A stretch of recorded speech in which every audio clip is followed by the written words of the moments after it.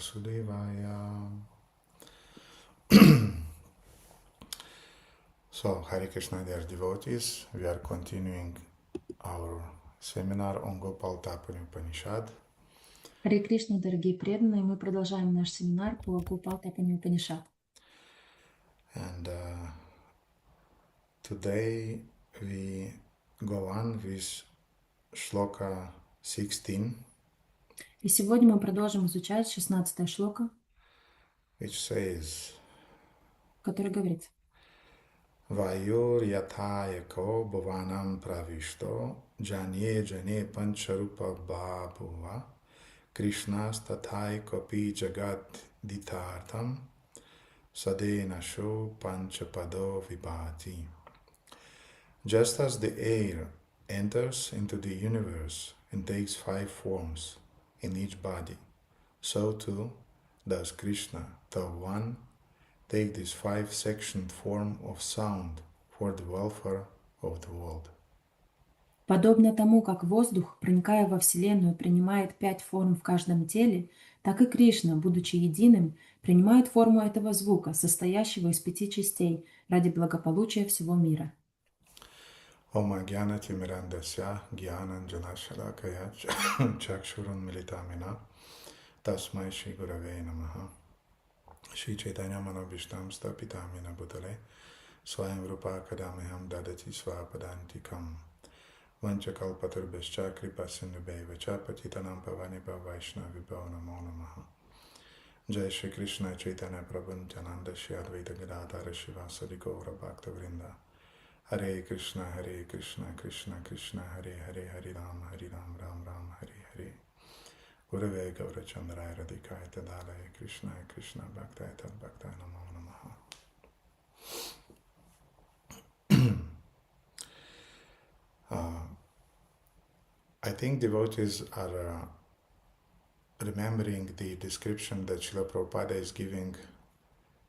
I think it's in one of the purports to Bhagavad Gita, where he is explaining the different manifestations of prana, life, air or life energy.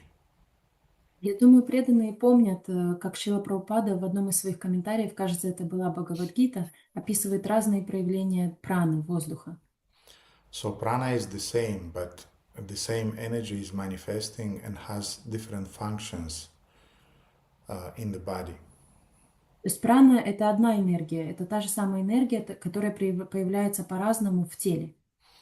And it is designated like prana, apana, vyana, udana, and so on. And each aspect of the prana has its own function, which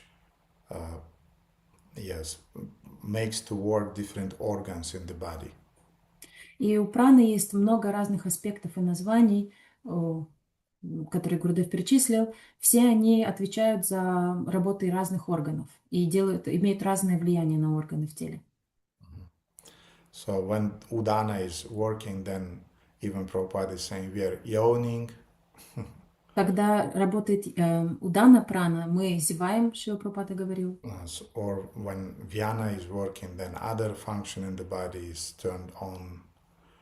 The digestion and our sleepiness, and different, even the ability to open the eyes, all of them are connected with the working of the prana and our mind also. Когда вьяна прана работает в организме, можем чувствовать работу пищеварения, даже то, как работает наше пищеварение, то, как закрываются или открываются наши глаза, наша сонливость, все это зависит от праны, и также работа нашего ума зависит от праны.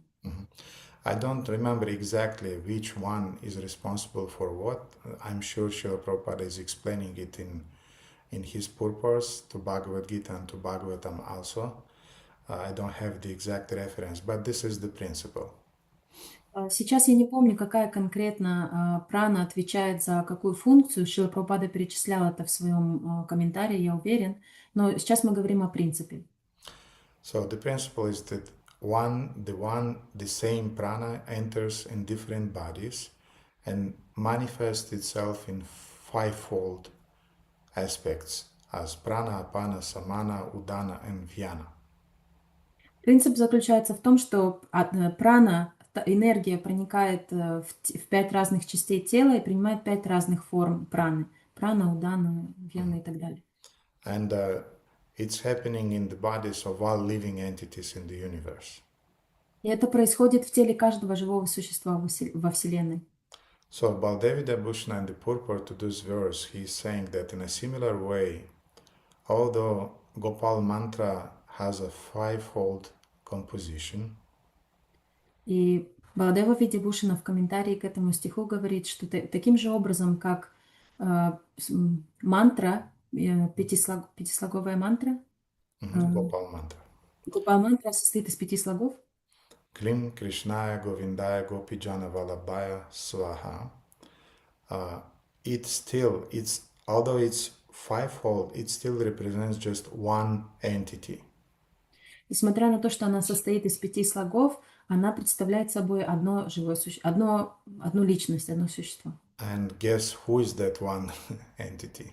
И угадайте, кто это существо. That's Krishna Parabrahman, described in terms of Parabrahman, which means that he is above all other forms, manifestations of Godhead. He is the source of all of them.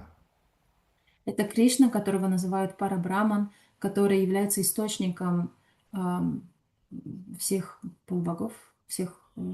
Источником всех форм, всех проявлений божественности и так далее. Он стоит над всеми ими, он их изначальный источник.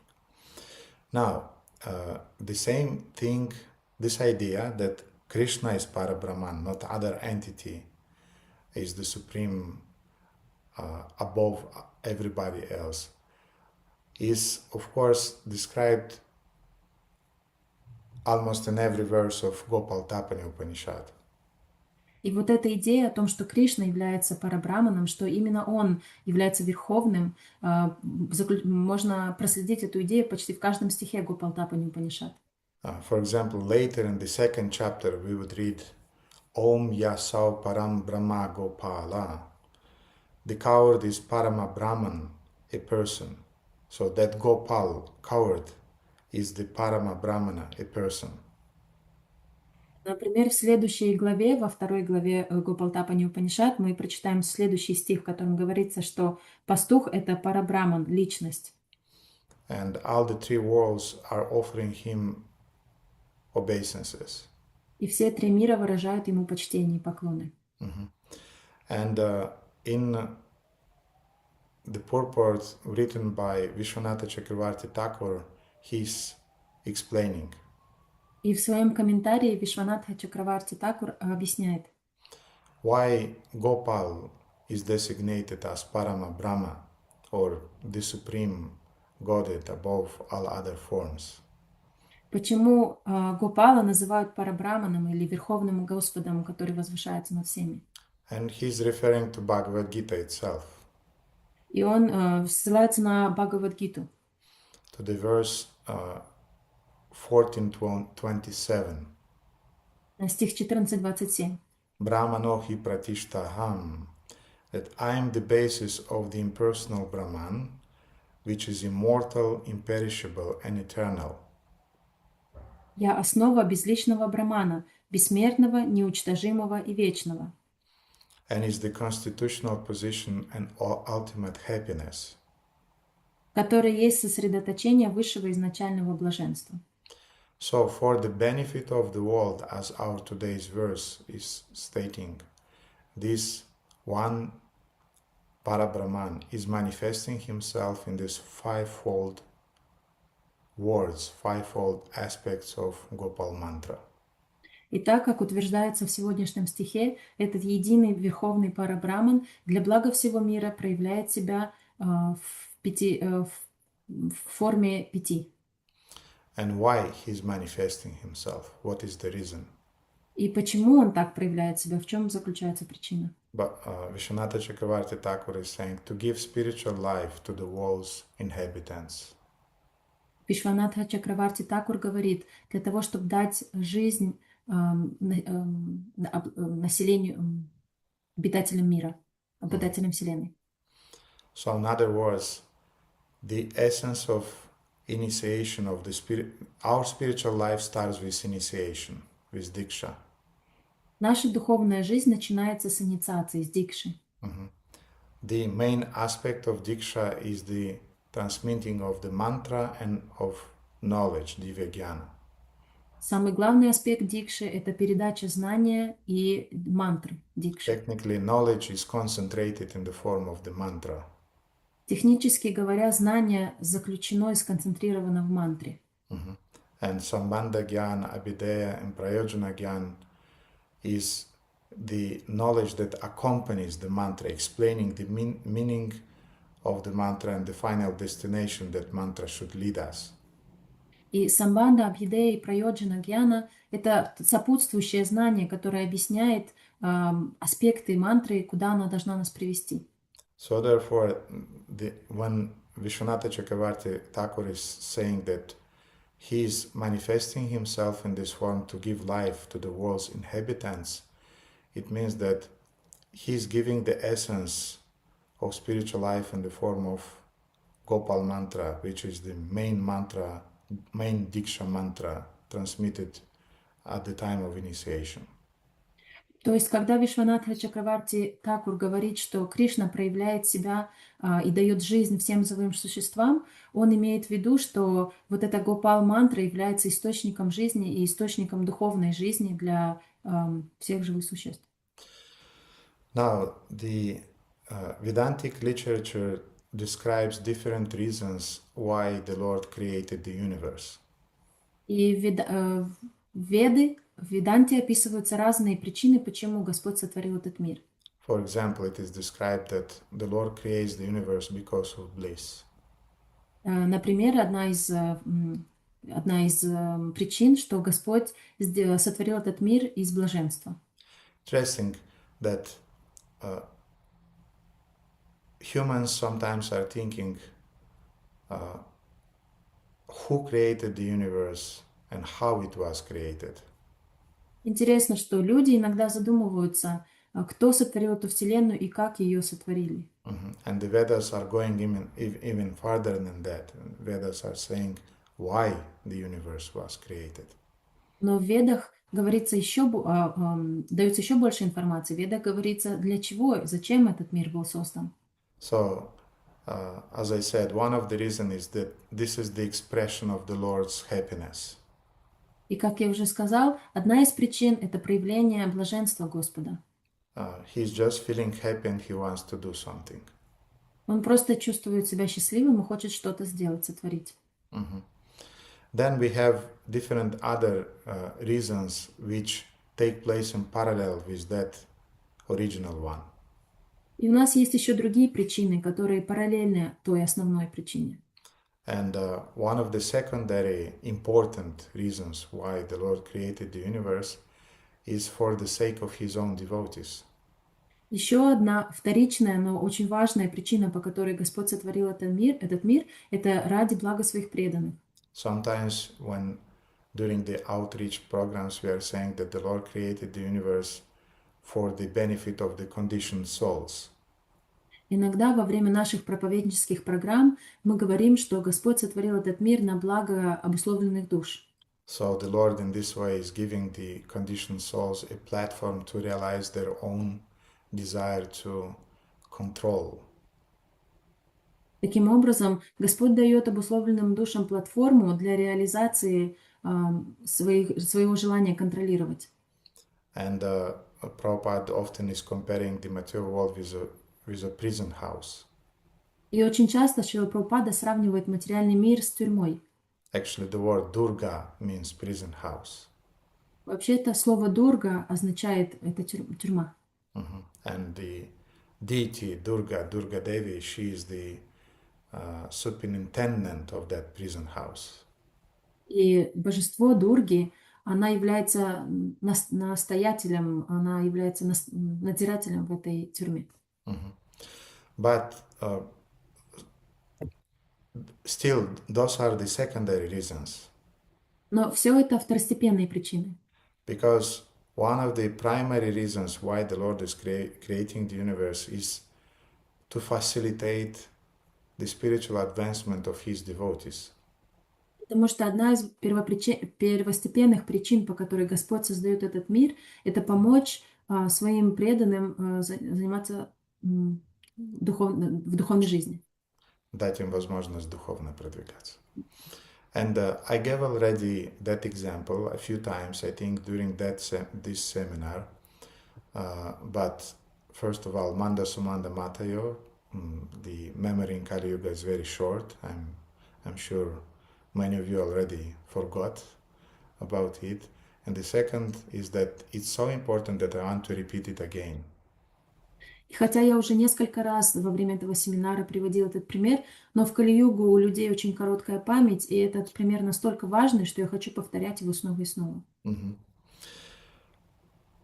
In the previous creation, some devotees, they did not manage to attain the ultimate perfection of their sadhana. В предыдущем воплощении, в предыдущем Цикле творения. В предыдущем творении некоторые обусловленные души не смогли достичь совершенства. And they are still crying because they want to attain Lord's mercy. И они плачут, все еще плачут, потому что они хотят достичь милости Господа. So the universe is wrapped out, nothing is there, the Lord Mahavishnu is sleeping, but those souls who did not attain perfection, they enters in the body of Mahavishnu with the total amount of the material energy. The Lord is absorbing that energy into his body. И когда материальное творение заканчивается, материальная вселенная сворачивается, все стирается с лица земли, но эти обусловленные души, которые не достигли совершенства, Вишну вбирает их в себя, и они находятся в теле Махавишну. And being in his body, the Lord is feeling their intentions. И когда они находятся в теле Господа, Господь чувствует их настроение и желание. So to facilitate their further spiritual advancement, the Lord creates again the universe. И для того, чтобы помочь им продвигаться на духовном пути, Господь создает для них материальную вселенную. So that they would attain spiritual perfection and will go home back to Godhead. Для того, чтобы они достигли духовного совершенства и смогли вернуться назад к Богу. In parallel, the universe is also filled with different conditioned souls who are vimukha. They are indifferent to the Lord. В то же самое время материальная вселенная наполнена другим видом душ, которые называются вимукха. Они относятся нейтрально и безразлично к Господу. What is that verse? Who remember? Кто помнит этот стих? Oh my God, I forgot it.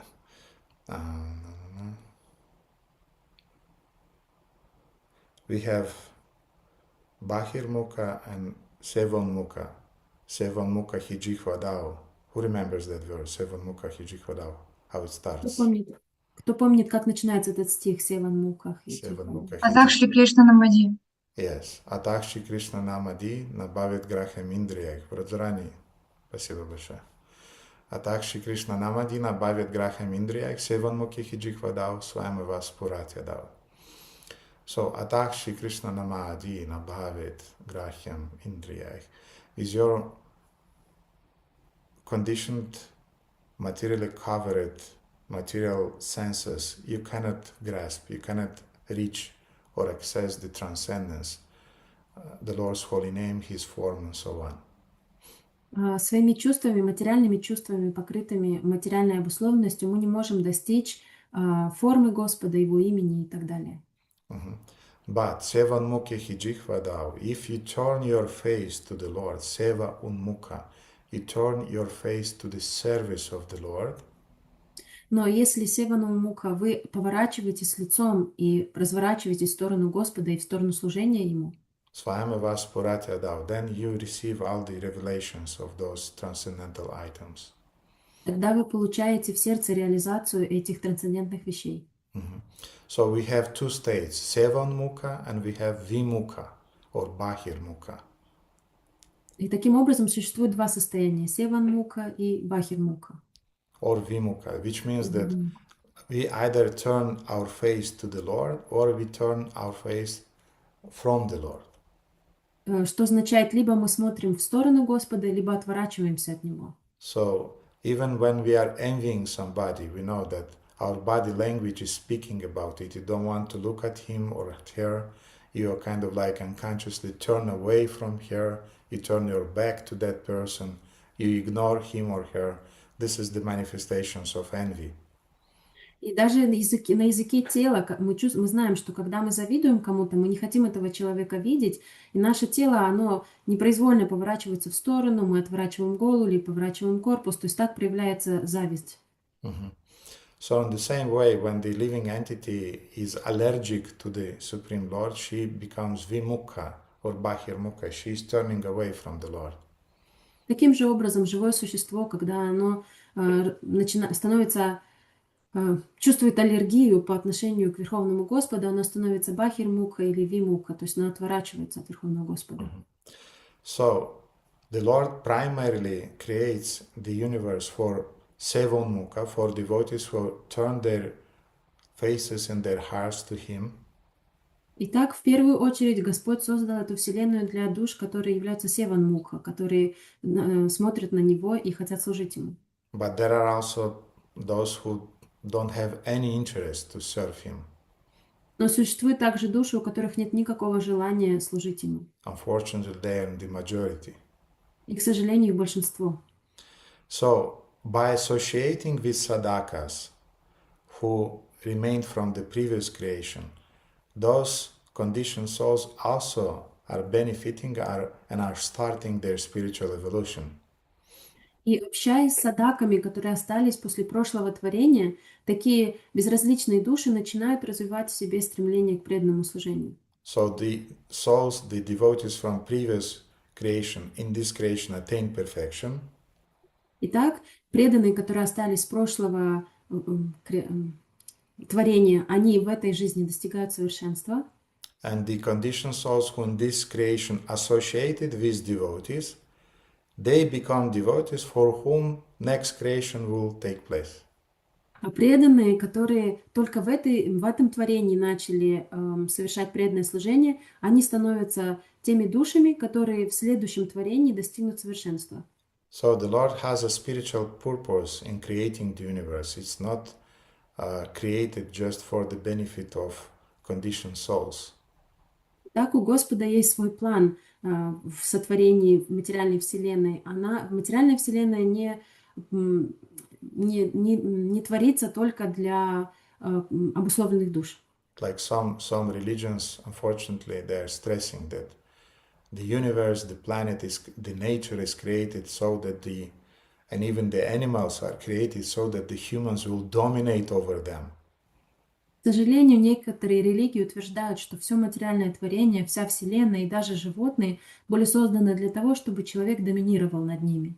So God has given us those animals so that we'll dominate over them, so that we'll torture them and we'll devour them. Господь дал нам этих животных, чтобы мы доминировали над ними, чтобы мы их мучили, чтобы мы их поедали в конечном счете. Not at all. Но это не так. When you have children, God doesn't give you children so that you'll dominate over them and will devour them. Когда Господь вам дает детей, Он дает вам их не для того, чтобы вы над ними доминировали и потом пожирали их. He's giving them to take care of them. Он дает вам детей, чтобы вы о них позаботились. And I gave the example when some Olympics is taking place in some country. И я уже говорила, что когда какая-то олимпиада случается в стране, then usually the country is investing a lot of money, to improve the infrastructure of the roads, of the hotels, of everything, so that a lot of tourists will come and will participate in those Olympic Games, and in this way they will invest a lot of money in the economy of the country. то страна, которая принимает Олимпийские игры, она обычно очень сильно вкладывается в развитие инфраструктуры в этом месте, где будут проходить Олимпийские игры. Развиваются дороги, развиваются отели и так далее. Все это делается для того, чтобы люди, которые затем приедут на Олимпиаду, платя свои деньги, инвестировали в экономику этой страны. Mhm. And the citizens can think that, wow, so nice, the government is building the roads for us and the hotels and new airports for us. И жители страны могут подумать, вау, государство заботится о нас, они строят для нас новые дороги, новые аэропорты и отели. Externally looks like that, И внешне это так и выглядит. but there is a more deeper reason. Но у этого есть более глубокая причина. So in the similar way, externally looks like the Lord is creating the universe to give the conditioned souls a platform to enjoy. И также выглядит со стороны внешне, что Господь творит материальный мир для того, чтобы дать обусловленным душам место для наслаждений. But no, actually he is giving them a platform for spiritual advancement. Но это не так. На самом деле Он дает им платформу для духовного продвижения. There is a higher cause behind the creation. За творением стоит более высокая причина. So that's exactly the idea of that statement made by Vishwanatha Chakravarti Thakur, that the Lord manifests this fivefold mantra to give spiritual life and upliftment to the world's inhabitants. Именно это имеется в виду, когда Вишванатха Чакраварти Такур говорит, что в своем комментарии, что Господь проявляется в форме 5 для того, чтобы дать духовное продвижение и стимул обусловленным душам. Now, let's discuss this topic a little bit from another angle. Давайте обсудим эту тему немного с другой стороны. Let's remember the first shloka of Manak Shiksha, Давайте вспомним первую шлоку у Манах Шикши, written by Raghunath Das Goswami. которую написал Рагунат Дас Госвами. Manak Shiksha means the instructions to the mind. Манах Шикша означает наставление уму. Actually, Manak Shiksha is a book written for Madhyamadhikaris. Вообще-то, Манах Шикша — это книга, написанная для Мадхьяма Адхикари. And it's a very, very important book for our spiritual advancement.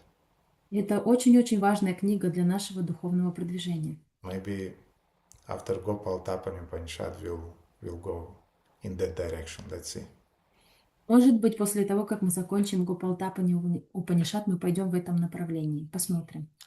So, Raghunath Das Goswami is saying in the first shloka, he's saying, Gurau Goshte Goshtarishu Sujane Busaregane, Svamantri Shinamni Vrajayova Dvandva Sharane, Sadadambam Hitva Kururatim Apurvam Atitaram, Aye Svantar Bratas Chatubir Abieche Drida Padaha.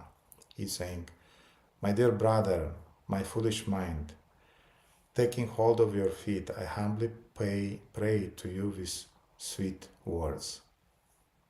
О мой ум, мой дорогой брат, я смиренно падаю ниц перед тобой. Please give up all pride and quickly develop deep, loving attachment for the spiritual master. Удерживая твои стопы, я умоляю тебя, пожалуйста, оставь всякую гордыню и полностью предайся Шри Гуру.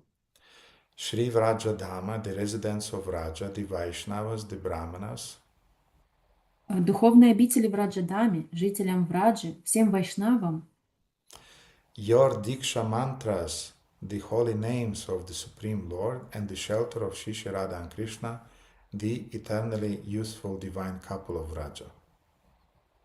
преданным Господа, браманам, святому имени Всевышнего Господа, твоим дикша-мантрам, вечно новой юной божественной паре цветущей красоты Шри Шри Радхи и Кришны. So he is addressing, Raghunath Das Goswami is playing the role of a sadhaka, and actually this should be the mindset of a sadhaka and his or her sadhaka sharira and her body of a sadhaka. Рагуната Дас Госвами играет роль садаки, и он показывает нам, каково должно быть настроение садака Шариры. A sadhaka is one who is controlling his mind. Садака — это тот, кто контролирует свой ум. And he is doing it in a correct way. И он делает это правильным образом. And he's saying that I humbly pray to you that please give up all nonsense and concentrate on the real values that we received in our life. Он говорит: «Я смиренно падаю ниц перед тобой и прошу тебя, пожалуйста, отбрось в сторону всякую ерунду и сосредоточься на том, что действительно важно». And what is important in a sadhaka's life? И что же является важным, по-настоящему важным в жизни садаки? Gurau Goshte, he starts with the spiritual master, Shri Guru. Гурау Гуште, он начинает с духовного учителя, Шри Гуру. Diksha Guru and Shiksha Guru. Дикша Гуру и Шикша Гуру. Shiksha Guru Keta Jani Krishna Raswarupa Antarami Bhakta Sheshta Eidurupa Chitan Charitamrita is saying that one should know that the instructing spiritual master Shiksha Guru to be the personality of Godhead, Krishna himself. В читании Чаритамрити говорится: в Шикша Гуру следует видеть самого Кришну. Господь Кришна проявляется в образе своей души и в образе своего величайшего преданного. And he has two forms. У него есть две формы. As the super soul Antaryami within the heart and as the best of devotees Bhakta Sheshta outside. Как антарьями внутри души и как бхакта шрешта снаружи. So, Shiksha Guru and Diksha Guru, they are on the same level. Шикша Гуру и Дикша Гуру находятся на одном уровне. Of course, the prominent role in the spiritual life of a devotee is played, technically should be played by the Diksha Guru. Конечно же, технически говоря, самой важной ролью, самая важная роль в жизни ученика обычно играет Дикша Гуру.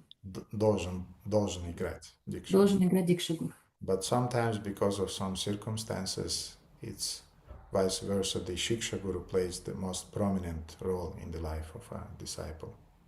Но иногда из различных обстоятельств случается наоборот, что именно Шикша Гуру играет главную роль в жизни ученика. But in any case, the disciple is always very, very thankful to both of them. Но в любом случае ученик очень благодарен обоим своим гуру. Then another gift, transcendental gift that the disciple is receiving through his spiritual master is the access to Vraja Dhamma, the access to Vrindavana Dhamma, the Lord's abode. Еще одним трансцендентным подарком, который нам дает Шри Гуру, это доступ к Враджа Дхаме, к духовной обители, вечной обители Господа. And Vraja Dhamma contains a lot of different holy places, important places like Nandagram, like for example Nandishvara, like Govardhan Hill, Radhakunda and so on. И во Вриндаване очень много важных мест. Нандишвара, Говардхан, Холм Говардхан, Гокула и другие. Urau Goshte Goshtalishu, then Raghunath Das Goswami is saying that there are also Vrajavasis, the residents of Vraja. Затем Рагунат Дас Госвами говорит, также там жители Враджа, это Враджаваси. We should be attached to them also. Мы тоже должны чувствовать привязанность к ним. To all those souls who completely dedicate their lives to serving Radha and Krishna and Shivraja Dhamma.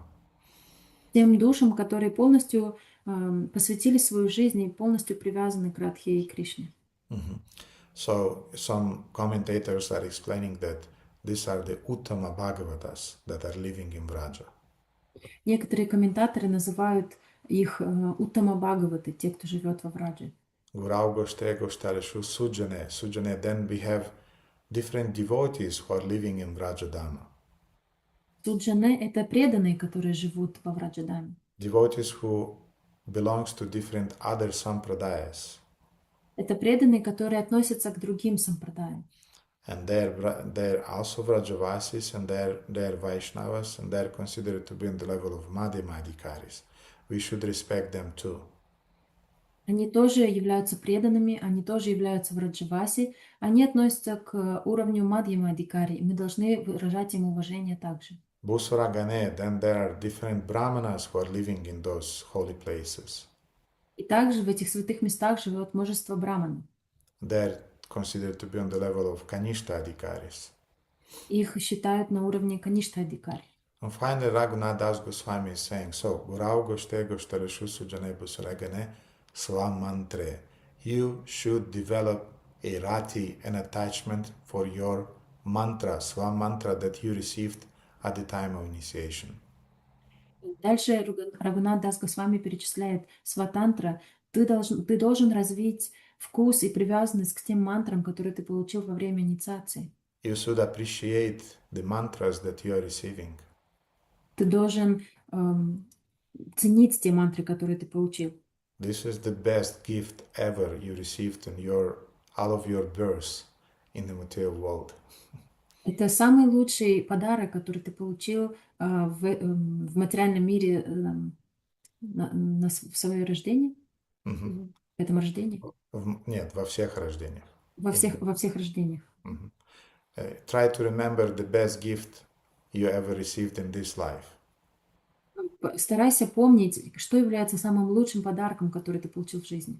For me, the first gift that I received that was really appreciated by me was my bicycle. Для меня самым первым подарком, который я оценил по-настоящему, это был велосипед. I was maybe 4 or 5 years and I received that bicycle for the kids, which was called Babachka. Мне было 4 или 5 лет, и я получила в подарок этот детский велосипед, который назывался «Бабочка». And I was in heaven. Я был на 7-м небе от счастья. Then later, I don't remember exactly maybe when my mother gave us, after our marriage, gave us with Guru Mata their house, old house, they donated it to us. Вторым таким важным подарком, наверное, будет дом, который мы получили от них после свадьбы. We left then for Kiev to serve in Kiev. Мы отправились потом служить в Киев. And my mother just sold the house. И моя мама продала дом. Later, of course, she corrected her mistake and she gave us some donations to build our new house. But it's another story anyway. Затем она, конечно, исправила свою ошибку и дала нам определенное пожертвование, что мы построили новый дом. Но это уже другая история. The idea is that sometimes we are receiving some gifts that really stuck in our memories, and we are very, very grateful. То есть идея в том, что иногда мы получаем очень важные подарки, которые по-настоящему западают нам в ум и сердце. But those gifts are affecting your life only during this lifetime. Но такие подарки на вас влияют только на протяжении этой жизни. But the mantras that you are receiving for your spiritual master, they would determine the mentality and the direction of your aspirations for the next life, after life, after life, till the moment you attain the lotus feet of Krishna. Но мантры, которые вы получаете от гуру, они будут влиять на ваши мысли, на ваше сознание и на ваши стремления в следующей жизни, жизнь за жизнью. До момента, пока вы не достигнете лотосных стоп Шри Кришны.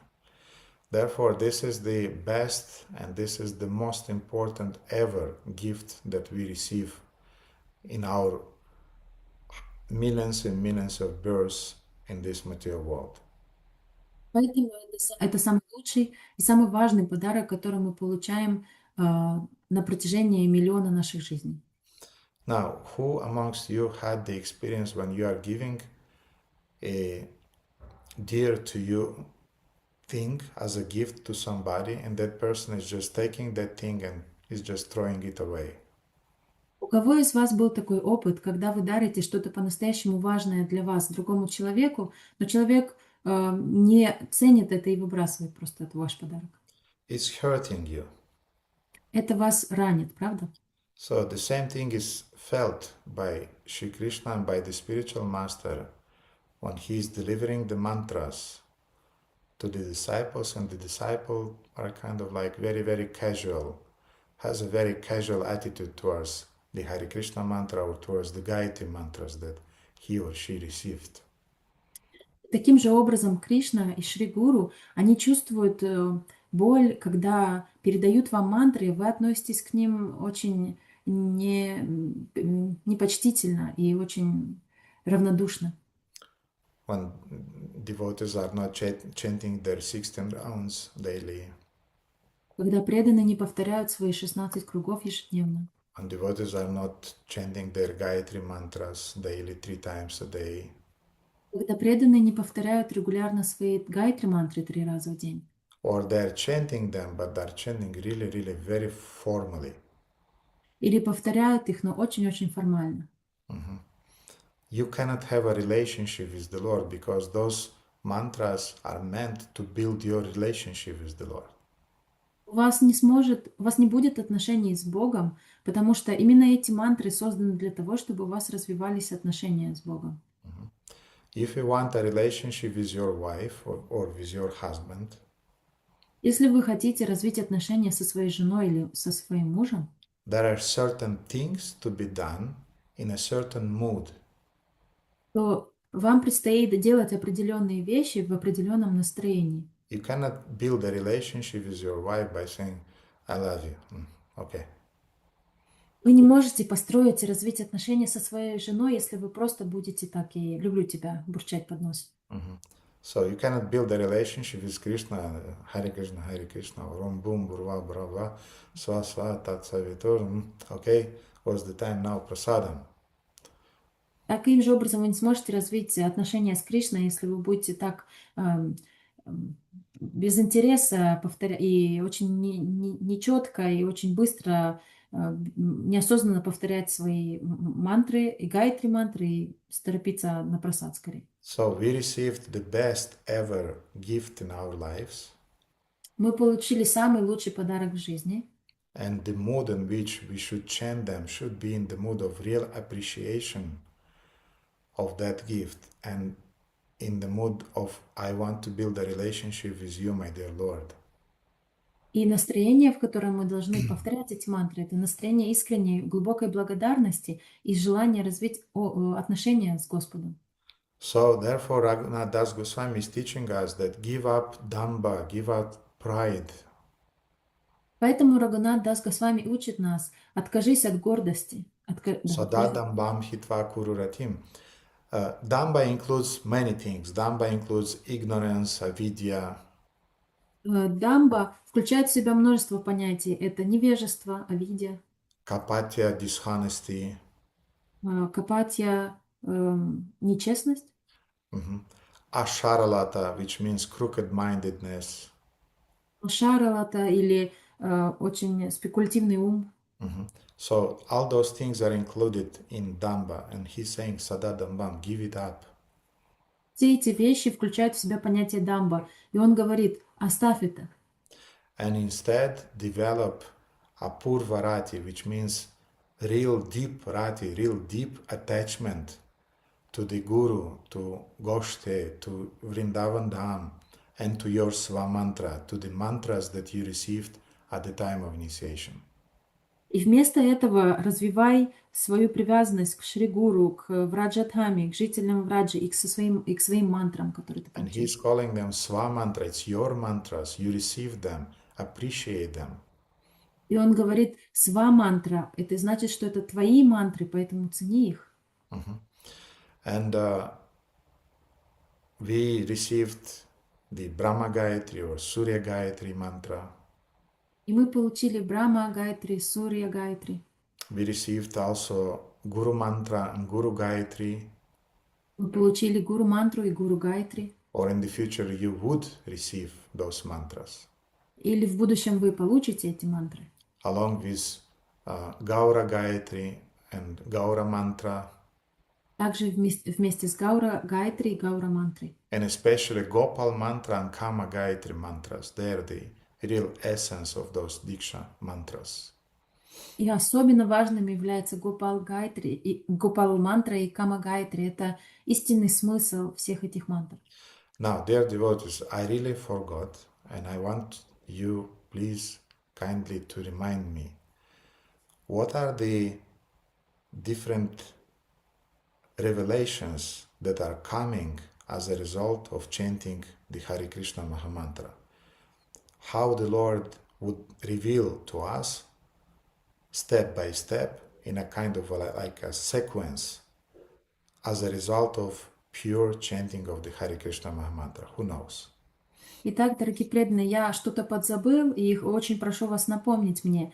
В результате повторения мантры, что проявится в нашем сердце, как Кришна будет проявлять себя поэтапно в результате повторения мантры, в процессе повторения. Напомните мне, пожалуйста. If we are chanting purely, Если мы... I'm not speaking about Hare Krishna. I'm not speaking about that. That's not what I'm talking about. I'm talking about when a devotee is really attentive, really dedicated, and he's chanting without offense. What would be the next revelation, and then the next revelation, then the next revelation as a result? Я не говорю сейчас о бурчании под нос, я говорю о том, когда преданный по-настоящему чисто и внимательно повторяет святое имя, что будет потом проявляться, какие будут этапы. Or maybe already some devotees they received that revelation that should be, it's included and should take place. Или, может быть, кто-то из преданных уже почувствовал это в своем сердце, эти этапы, которые случаются один за другим. So Aruna Govinda knows, I appreciate very much Aruna Govinda. I want to tease a little bit other devotees. I want to make their brain to work a little bit. So therefore I want to know who else is knowing what I'm talking about now. Аруна Говинда Прабhu знает об этом, я очень ценю это, но я хочу немного помучить наших преданных, чтобы у них это глубоко запало в ум, чтобы они хорошенько поразмыслили. Поэтому кто еще знает? Хочу подразнить их. Подразнить. So what is coming after? What revelation is coming as a result of chanting purely? What the Lord reveals to us? В результате чистого повторения, какая реализация возникает? Что Господь проявляет в нашем сердце? Any other opinions, dear devotees? Есть у кого-то идеи? No one. Никто. Prana. Okay. Прана Прабhu. Харе Кришна, мои поклоны. Но я считаю, что очищение ума и очищение сердца происходит в этот момент. Вот, это на первом этапе, по всей вероятности. Дальше-то происходят более серьезные моменты в жизни. Да. Смирение просыпается, уважение. Очень много таких факторов, которые, да, в нас когда-то были задушены. Да, в этой материальной системе. Харе Кришна, мой поклон. Спасибо, Прана. I guess we feel that our mind and soul is purifying, and then we develop humility and many other things that are dormant in our heart right now. Those things definitely are taking place because we are chanting purely. Это обязательно случится, если мы будем повторять чисто. So those things would take place in parallel with the thing that I'm expecting now to hear from you. И то, о чем вы говорите, эти вещи будут проявляться параллельно тому процессу, о котором я хочу от вас услышать. Хридай Чайтанья. Харе Кришна. Ништха, Ручи, Бхава, Према. Okay, sounds good. Звучит хорошо. It will take place definitely as a result of pure chanting. Это также будет происходить в результате чистого воспевания. We will get purified anartha nivriti, then we'll attain nishta, stability. Мы очистимся в результате анартха ниврити, затем мы достигнем ништхи, стабильности. Then we'll attain ruchi, deep attachment, deep taste for the holy name. Затем мы достигнем ручи, глубокой привязанности к святому имени. But how the holy name would reveal itself to us? That's the question. Но как именно святое имя проявит себя нам? В этом заключается вопрос. Матаджи Манарама. Харе Кришна, может быть, как Нама, Гуна, Рупа и Лила? Может быть или точно, Манарама? Скорее точно. Okay. Manarama is considering that it's gonna reveal, the holy name will reveal itself through Nama, Lila, Rupa, and so on. Who agrees with Manarama? Кто согласен с Манарама? A few hands are there. Okay, thank you. Yes. First of all, the holy name reveals its own glory to us, its own potency to us. Да, это именно так. В первую очередь Святое Имя проявляет полностью проявляет свою славу, свое могущество нам.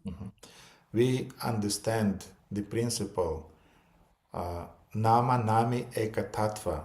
There is no difference between Nama and the Nami, between the name and the named one. Eka Tattva, they are the same truth. Мы понимаем эту истину, эту татву, о том, что имя и обладатель имени — это одно и то же, это единая татва.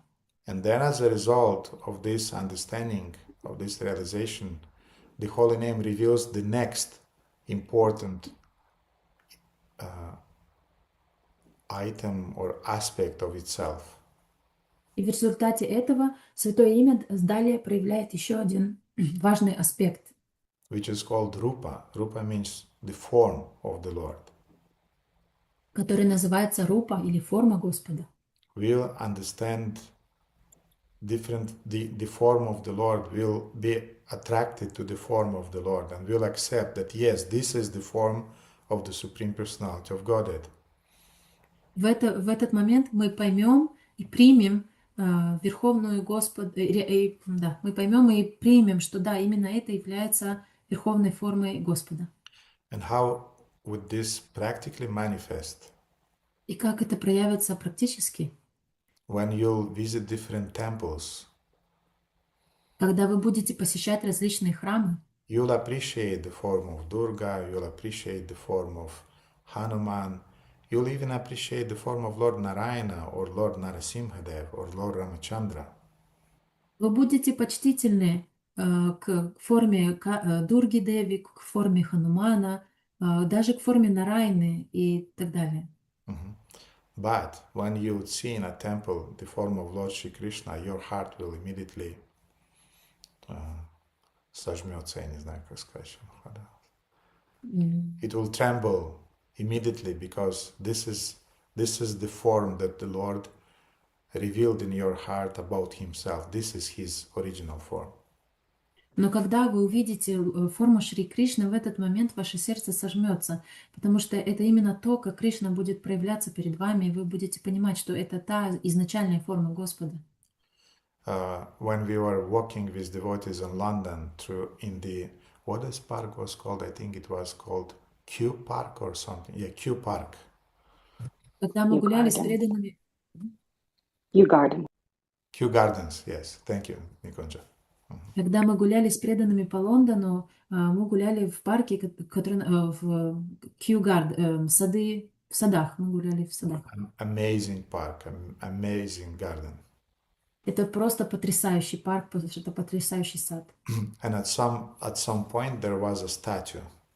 И в какой-то момент мы увидели статую. Which really looked like Krishna.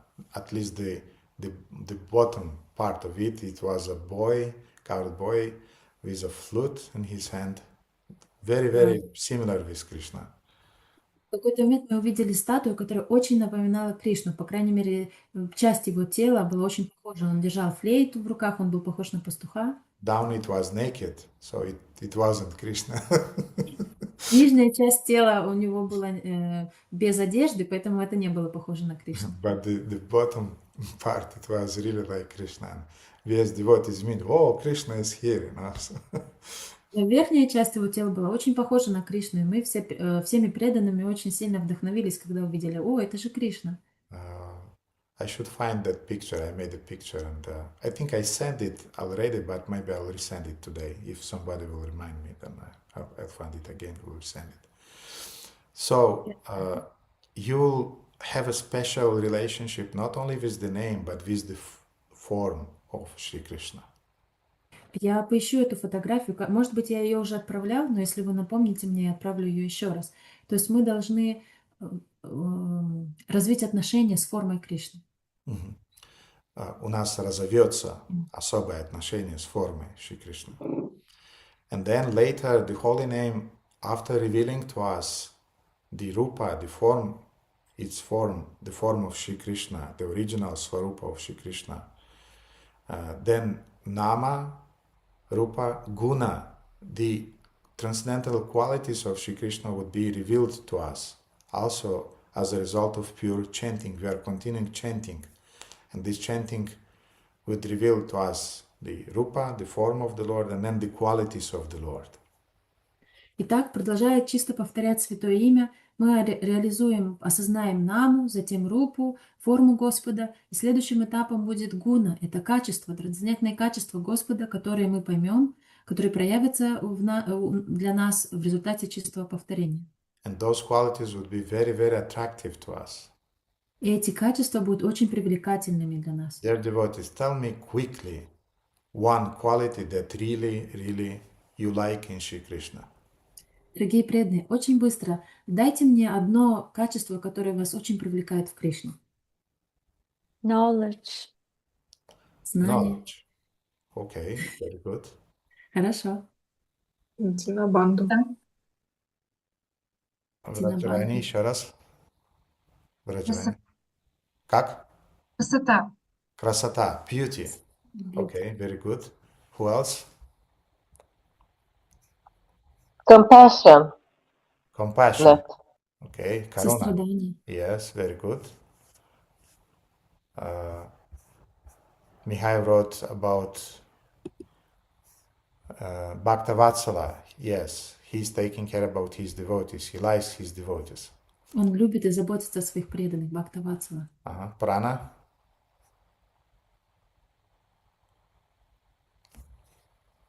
Прана, не слышно вас было.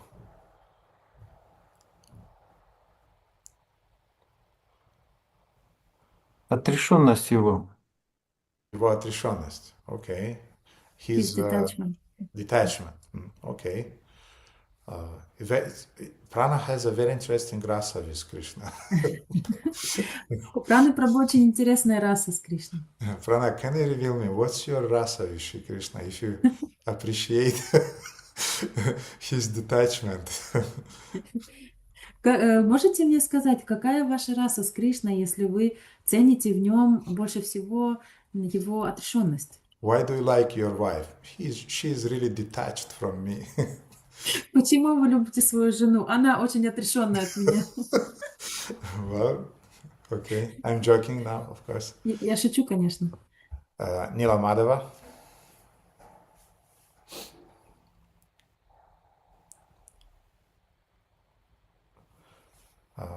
Богатство. Богатство, opulence. Well, okay, good. Аруна Говинда. Он друг всех живых существ. Yes, Dinabandhu. He is the friend of all the living entities. Yes. Он друг всех живых существ. What are the most attractive qualities in Shrimati Radharani that you really appreciate? А что для вас является самым привлекательным качеством Шримати Радхарани, которое вы цените больше всего? Oh, we never thought about it. This is Sahajiya. Мы об этом даже не думали, это же Сахаджия. Or you still thought about it? Или вы все-таки думали об этом? Hriday Chaitanya. Она искусно во всем пытается удовлетворить Кришну. She is expert in everything, and with her skills, artistic skills, she is satisfying Shri Krishna. Very good. Thank you, Hriday Chaitanya. Who else? Gaurasevika. Милосердие. Yes, she is Karunamai. She is the most merciful, tender-hearted aspect of Godhead, as Prabhupada is describing her. У нее это самая мягкосердечная форма Господа, как Шрила Прабхупада ее называет. Нила Мадава. Преданность. Преданность, devotion, yes. Нежность. Рада Дханам И нежность. Yes, and нежность будет на английском Шамхлада. Sweetness, maybe sweetness. Sweetness. Sweetness, yes. Tenderness, tender-heartedness, yes, something like that. Very good. So, first we appreciate qualities like that, and then step by step, Nikunja also wrote, ее мысли заняты только Кришной, как его порадовать. Yes, her thoughts are directed only towards Krishna and how to give pleasure to Shri Krishna. So first we became attracted to some qualities of either Krishna or Srimati Radharani. Итак, вначале нас привлекают какое-то определенное качество Кришны или Шримати Радхарани. And then to the degree that we advance more and more, Srimati Radharani and Krishna reveal to us more and more of their transcendental attractive qualities. И чем больше развиваются наши отношения, и чем больше мы привлекаемся к Кришне и Радхарани, тем больше они проявляют нам свои трансцендентные качества. And we start loving them not because they are God, but because they have those qualities. Мы начинаем любить их не потому, что они являются божеством, Богом, а потому что они проявляют свои качества. And after the qualities guna, what else is revealed after that? А после гуны, качеств, что дальше проявляется? What else the holy name would reveal? Что дальше откроет нам святое имя? Nama, rupa, guna, and then? Нама, Деяния. гуна, рупа, и дальше? Лилы. Lila. Yes, transcendental leelas or pastimes of the Lord. Трансцендентные лилы или игры Господа. So those qualities that became very attractive to us, they manifest in a certain context, in a certain pastimes, in the interactions with the Supreme Lord. Итак, эти качества, которые стали очень привлекательными для нас, они проявляются в определенном контексте, в процессе определенной игры Господа. And there is something else that would be revealed later, И что, also by the power of the holy name. Who remembers? Who knows? и дальше в результате могущества святого имени, что дальше проявится для нас, кто знает? Vimala? Парикар. Yes, parikars. We would become attracted to a certain parikar, a certain eternal associate of the Lord, and will be very, very inspired by him or by her special service that she's doing or he's doing for Shri Radha and Krishna. Следующий этап – это парикар. Для нас откроются спутники Господа, и мы будем привлечены одним из них настолько сильно, что будем следовать за ним в духовном мире. Their pure devotion is called ragatmika, which means it's a pure love of their soul offered to Shri Krishna via their service. Их преданность называется рагатмика. Это чистая любовь, преданность, которую они предлагают Кришне посредством своего служения. And when we would become attracted to such a raga, to such a special attachment to the Lord, our bhakti would would become raga anuga bhakta, raganuga bhakti. We would feel the inspiration to follow on their footsteps, the footsteps of those parikars of the Supreme Lord. И в тот момент, когда мы привлечемся таким преданным рага, его рагой, наша бхакти станет рагануга бхакти, то есть мы будем следовать по его стопам. Now, in the same way as the holy name reveals these transcendental aspects of the Supreme Lord, таким же образом, как святое имя проявляет трансцендентные аспекты Господа, Gopal mantra also contains in himself the Satpadas, which means 6 types of revelations. Гопал мантра также содержит в себе сат-падас, что означает 6 откровений. The first one is called Krishna Swarupa. Первое называется Кришна Сварупа. Gopal mantra is revealing to us the sweetness of Shri Krishna's form. Гопал мантра открывает нам сладость формы Шри Кришны. Shri Krishna is the personification of absolute beauty. Шри Кришна – это проявление, воплощение абсолютной красоты. And Srimati Radharani is the personification of absolute? Шримати Радхарани является воплощением абсолютного чего? Who knows? Кто знает? Absolute love. Абсолютной любви. And this is the most cherished things in our lives. We love beauty and we love love. Это самые ценные для нас вещи. Мы любим красоту и мы любим любовь. You never see a kid who is saying, "Ah, such an ugly thing, I want it." Мы никогда не увидим ребенка, который скажет: Боже, какая уродливая вещь, очень сильно хочу ее. Such an ugly dog, Какая уродливая утка. and I want it. И я хочу ее прямо сейчас. No, you say, "This is such a cute duckling, I want it." Нет, он скажет: ой, какой маленький, миленький утеночек, я хочу его взять в руки. Or this guy is so hateful, I'm really attracted to him. Или этот человек, он настолько исполнен ненависти, я очень чувствую к нему сильное притяжение. No, we are not attracted to ugly things and to hateful things. Нет, нас не привлекают уродливые и ненавистные вещи. But we are attracted by beautiful things and by kind people, by loving people. Но нас привлекают по-настоящему красивые вещи и добрые, любящие люди. And the source of beauty and the source of love is in Shri Radha and Krishna. И источник красоты и источник любви находится в Шри Рады Кришне. Therefore, the first thing that Gopal mantra would reveal to us would be Shri Krishna's Swarupa, his sweetness, the sweetness of his beautiful, all-attractive form. Поэтому первая вещь, которую Гопал мантра откроет для нас, это будет красота и сладость его изначальной формы. The second thing that would be revealed by Gopal mantra is called Parikara Swarupa. Второе откровение, которое мы получим, повторяя Гопал мантру, Паракара Сварупа. Parikara Swarupa, which means the sweetness of his eternal associates. Это сладость его вечных спутников. Starting with Shrimati Radharani and her Gopi friends. Начиная с Шримати Радхарани и ее подруг Гопи.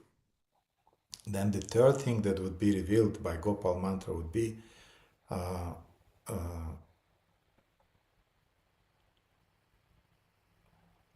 Krishna Swarupa, Lila Swarupa. Then we have, the second one actually was Lila Swarupa, I'm sorry. Второй аспект – это Лила Сварупа. Lila Swarupa means the sweetness of Lord Shri Krishna's pastimes. Лила Сварупа значит сладость игр Господа Кришны. And then we have Parikar Swarupa, the sweetness of the Lord's associates. И затем только идет Парикар Сварупа, то есть сладость спутников Господа. And the fourth one is Vallabha Swarupa, which means the way in which devotees specifically are giving pleasure to Radha and Krishna. Четвертое называется Валабха Сварупа. Это способ, это то, как преданные приносят радость Шри Раде и Кришне своими служениями. And the fifth one is Sva Swarupa, which means our own eternal Swarupa would be revealed by Gopal mantra. Пятая истина – это Сва Сварупа, это наша вечная форма, которую мы осознаем в результате повторения Гопал мантры.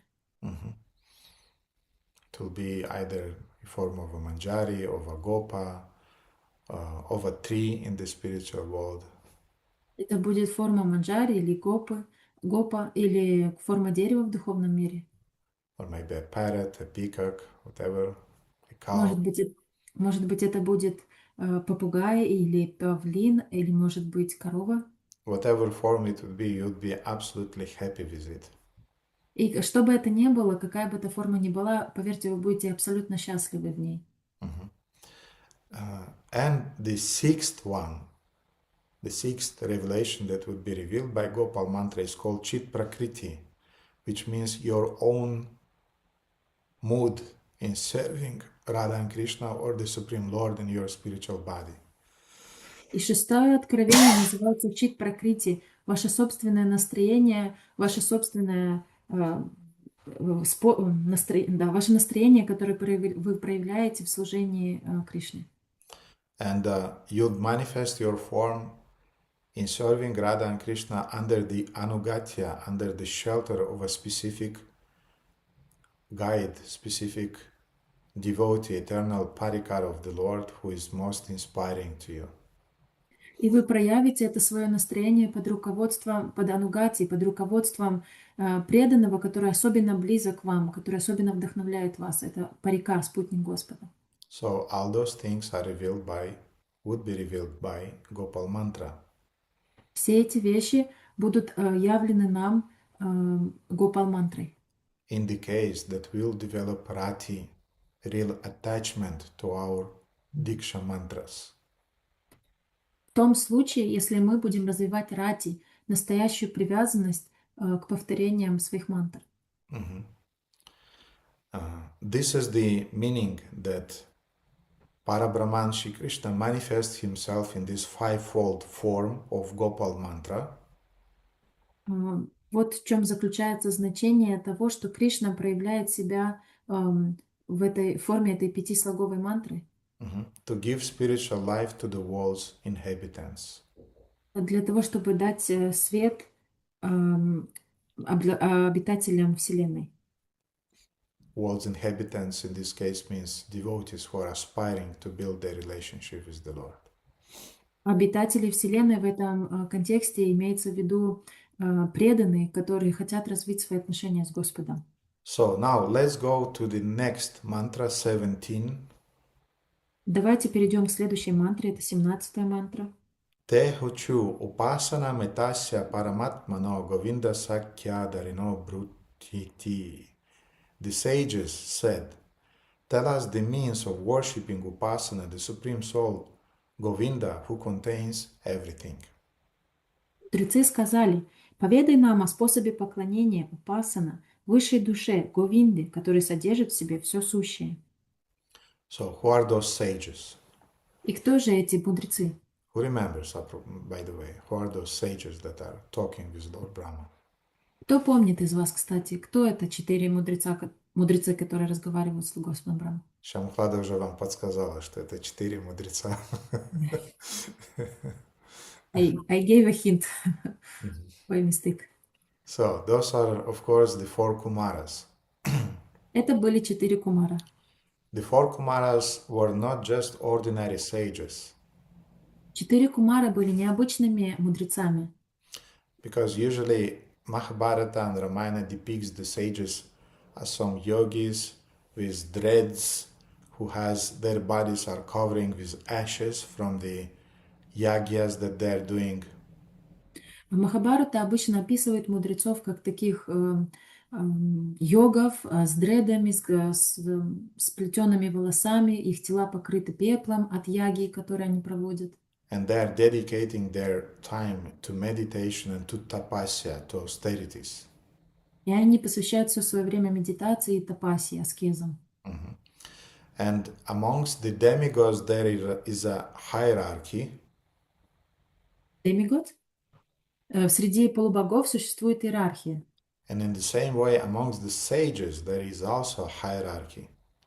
Таким же образом, среди мудрецов также существует иерархия. Actually, amongst the brahmanas there is a hierarchy. Даже среди браманов существует иерархия. For example, the brahmanas who are doing funeraries, they are considered to be low-class brahmanas. Например, браманы, которые проводят церемонии кремации, считаются браманом низшего класса. But the brahmanas who is teaching Divyagyan, he is the highest brahmana. Брамана, который дает дивьягьяну, это высшие квалификации браман. So in the same way, the sages, there are different types of sages. И таким же образом мудрецы, существуют различные типы мудрецов. And amongst the sages, the Chatuksana, the 4 Kumaras, they are really, really advanced. И среди мудрецов Чатухсаны, 4 кумаров, они по-настоящему продвинутые. In the Nectar of Devotion, Srila Prabhupada is writing about them. В нектаре преданности Шрила Прабхупада пишет о них. The Chatuksana headed by Sanak Kumara were able even to visit the Lord in Vaikuntha Loka, in the spiritual sky. 4 кумаров во главе с Санака Кумарой могли посещать даже Господа Вайкунтхалоки в духовном небе. And when they bowed down before the Lord, the aroma of the tulasi mixed with saffron entered their nostrils and immediately attracted their minds. Когда они склонились перед Господом, аромат туласи, смешанный с шафраном, коснулся их ноздрей и мгновенно привлек их умы. Maybe today during the puja you saw how I offered some tulasi leaves on that plate. Возможно, сегодня во время пуджи вы заметили, что я предлагал листочки туласи на тарелочке. Usually Premalata is giving us, this Guru Mata, those green tulasi and tulasi manjari that she's growing. Обычно Прималата дает нам с Гуруматой эти листики и манджари, туласи свежие, которые она выращивает. And I just want to use the opportunity to thank you very much, Premalata, for this very, very beautiful service. Я просто хочу воспользоваться этим моментом, чтобы поблагодарить тебя, Прималата, за это замечательное служение. So when I took today a manjari, two leaves with a manjari to offer to Gopijana Vallabha. И сегодня, когда я взял в руки 2 листочка туласи с манджари для того, чтобы предложить Гопиджану Валабхе, I sprinkled some water over. я капнул на нее водой.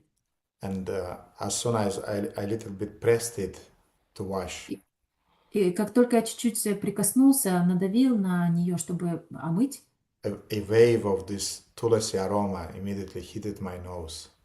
вот эта волна, этот запах туласи, он просто проник в мой нос сразу.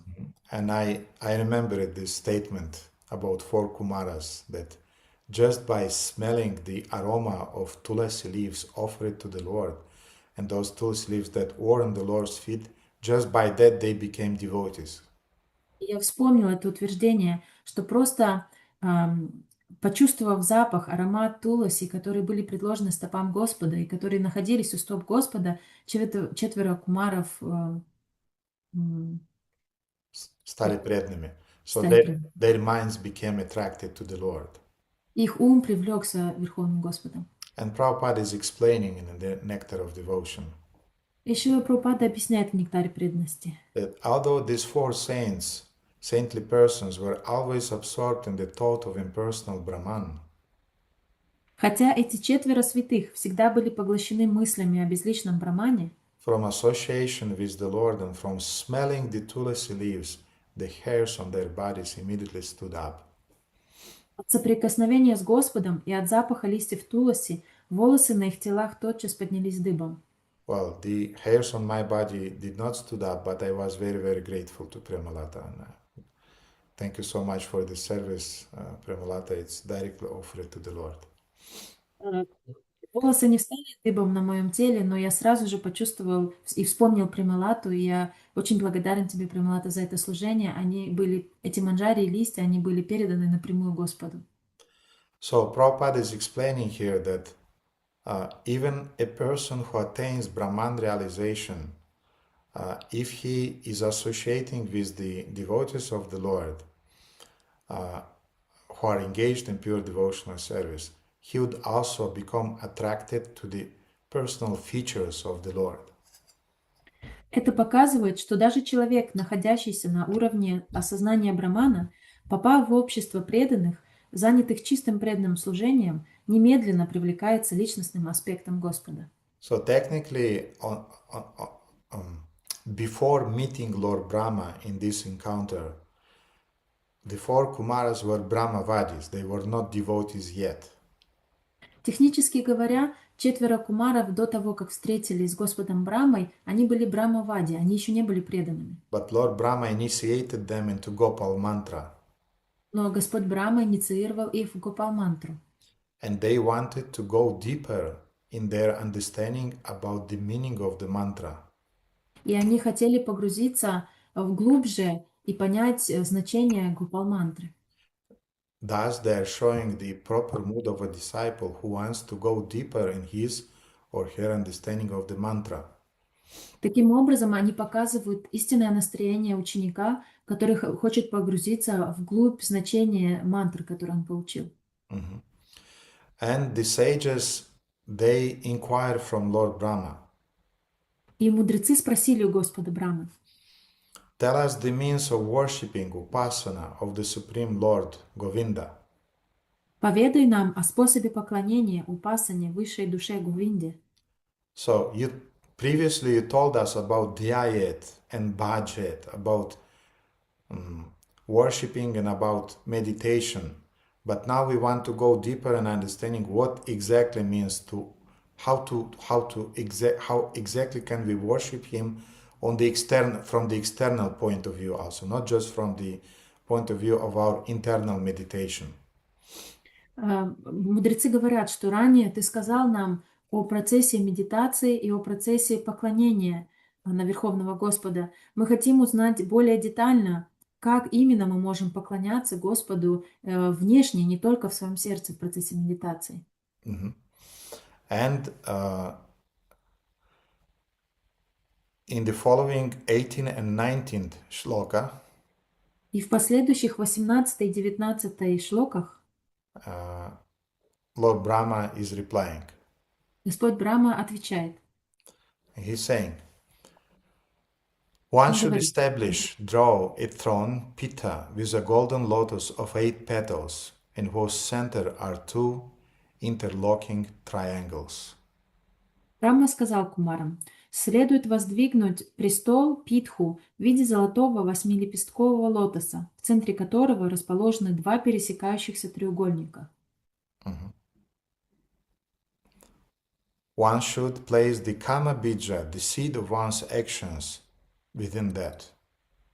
В центре нужно поместить Кама-биджу, семя своих деяний. One should write the Krishna mantra around that.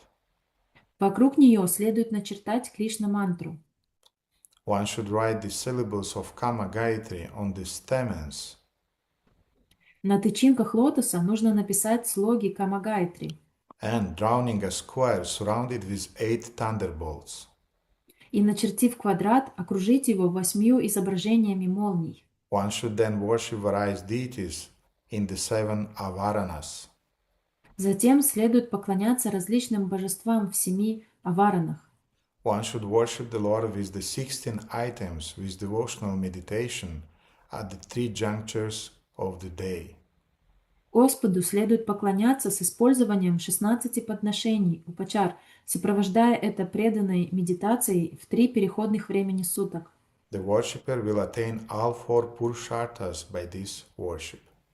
Благодаря такому поклонению, поклоняющийся достигнет всех 4 целей человеческой жизни, пурушарт. So, quite an esoteric method, yes? Очень эзотерический метод, не правда ли? So really technical and very esoteric. Он очень технический и эзотеричный. So what Lord Brahma is giving to 4 Kumaras in this description, actually he is describing them how to worship a yantra. То, что дает кумарам Господь Брахма в этом стихе, он рассказывает о том, как поклоняться янтре. A yantra is a worshipable, mystical, geometric diagram drawn either in the sand or on the soil or on a copper plate or an iron plate. Янтра – это эзотерическая мистическая геометрическая диаграмма. Диаграмма, которой поклоняются и которые наносят либо на песок, либо на земле, либо на тарелки металлические, глиняные. На тарелке. Who amongst devotees never saw a yantra? Кто среди преданных никогда не видел янтру? So everybody knows what is a yantra, yes? То есть все понимают, что такое янтра, как она выглядит, да? Very good. So I'll not go into the technical explanation how exactly you should draw this Gopal yantra. Я не буду погружаться в детали, как именно правильно нужно рисовать эту янтру. When the time will come, maybe you learn it in a Gurukula somewhere on the courses, yagya courses that usually are organized in Mayapur. Когда придет время, возможно, вы сами научитесь этому во время каких-то курсов, в гурукулах, курсы по яге, обычно их проводят в Майпуре. But for now, I want you just to understand what is the meaning behind those yantras. Но сейчас я хочу, чтобы вы просто поняли, какое значение стоит за этими янтрами. I think you saw some videos, because they're flying around, those videos on YouTube, they're everywhere, about some experiments with the sound waves. Я думаю, вы сталкивались с этими видео, они гуляют по YouTube и по другим социальным сетям. Это эксперименты со солнечным светом. Sound waves. Со звуковыми волнами. Волнами. For example, when the syllable Om is intoned on a surface with a sand, then that sand is taking place of some squares or some triangles. It becomes very, very geometrical. Например, когда звук Ом проецирует на песок, то он в результате этих вибраций принимает очень интересную форму из квадратов, треугольников, то есть этот песок становится очень геометричным. And they closely really resembles a yantra. И они очень напоминают янтру. So there are a lot of experiments of that sort. И много подобных экспериментов существует. Which shows that the sound is creating shapes, creating forms. Которые доказывают, что звук производит формы. Or that the form actually is a gross manifestation of the subtle sound. Или то, что форма физическая – это грубое проявление тонкого звука. Now, to help a sadhaka to manage the mind, to worship the Lord, для того, чтобы помочь садаке обуздать свой ум и поклоняться Господу, and to attain enlightenment, и достичь просветления, Vedic scriptures sometimes are prescribing the sadhaka, to the sadhakas the 3 items which are helping them in their spiritual development. ведические писания рекомендуют садаке 3 вещи, которые помогают ему в его садхане. One of those items is called mantra. Одна из этих вещей – это мантра. The second is called yantra. Вторая – это янтра. And the third is called tantra. Третья называется тантра. So mantra, as we know, is a transcendental sound, is a spiritual vibration. Как мы знаем, мантра – это трансцендентный звук, духовная вибрация. Sometimes those mantras are defined as sound bodies of different deities. Иногда эти мантры называют звуковым телом различных божеств. For example, Lord Shiva has a sound body, Durga has a sound body, Ganesh has a sound body. Например, Господь Шива обладает звуковой формой, Дурга обладает звуковой формой, Ганеш обладает звуковой формой. Surya Dev has a sound body. Сурья-дев также обладает формой звука. Different avatars of the Lord, they have sound bodies. Различные аватары Господа обладают звуковым телом. And guess what is the sound body of the Supreme Lord, Shri Krishna? И угадайте, как называется звуковая форма Верховного Господа Шри Кришны. How does it sound? I forgot. Как она звучит? Я забыл. Teja Shri. Теджа Шри Матаджи. Харе Кришна, Харе Кришна. Yes, this is the exact sound body of Shri Krishna and Srimati Radharani. Да, это именно так выглядит звуковая форма Шри Кришны и Шримати Радхарани. And there is a verse in Haishirsha Pancharatra which says, И есть также стих в Хайшеше Панчаратре, в котором говорится: Enlightened visionaries of the truth say that the words of a mantra and one who is indicated by those words, that is, the mantra itself and its deity, are one and non-different. Просвещенные визионеры, провидцы, истины говорят, что слова мантры и тот, на кого эти слова указывают, то есть сама мантра и ее божество, едины и не отличны друг от друга. So there is no difference between the sound body and the embodiment of that sound body, the deity. То есть, другими словами, нет никакой разницы между звуковым телом и обладателем этого звукового тела, божеством. We access the deity through that vibration. Мы получаем доступ к божеству через эту вибрацию. We build a relationship with the deity through that vibration. Мы строим свои отношения с божествами через эту вибрацию. But be careful on whom you meditate when you address that mantra, that sound body, because the mantra itself may be of Lord Krishna or of Lord Shiva, but you think about completely other thing and you'll not reach that deity. Но будьте внимательны, к кому именно вы обращаетесь во время повторения этой мантры, потому что если мантра, хотя она и является воплощением Господа Кришны, но вы думаете о чем-то другом, вы не достигнете его формы. For example, devotees are doing a typical mistake. Например, преданные совершают типичную ошибку. They think that when they are chanting Surya Gayatri, that they are addressing the sun god. Они думают, что когда они повторяют Сурья Гайатри, они обращаются к Богу Солнца. Not at all. Это совсем не так. You are addressing Krishna and Shrimati Radharani. Вы обращаетесь к Кришне и к Шримати Радхарани. But this would be another topic that we'll discuss sometimes later. Но это другая тема, которую мы обсудим когда-нибудь в будущем. So in the same way, when you are chanting Hare Krishna mantra and you're not sure to whom you are addressing, Таким же образом, когда вы повторяете Харе Кришна Махамантру, но не уверены, к кому именно вы обращаетесь, then who knows who can be invoked by that mantra? то кто знает, кто привлечется и кто воплотится перед вами в результате повторения такой мантры. Once a devotee died and left his body, Однажды преданный умер и оставил тело, and before his eyes two demons, Yamadutas, appears. и перед ним появилось два Ямадута. And the devotee looked at them and asked, "Can I serve you?" Преданный посмотрел на них и сказал: «Я могу вам чем-то помочь?»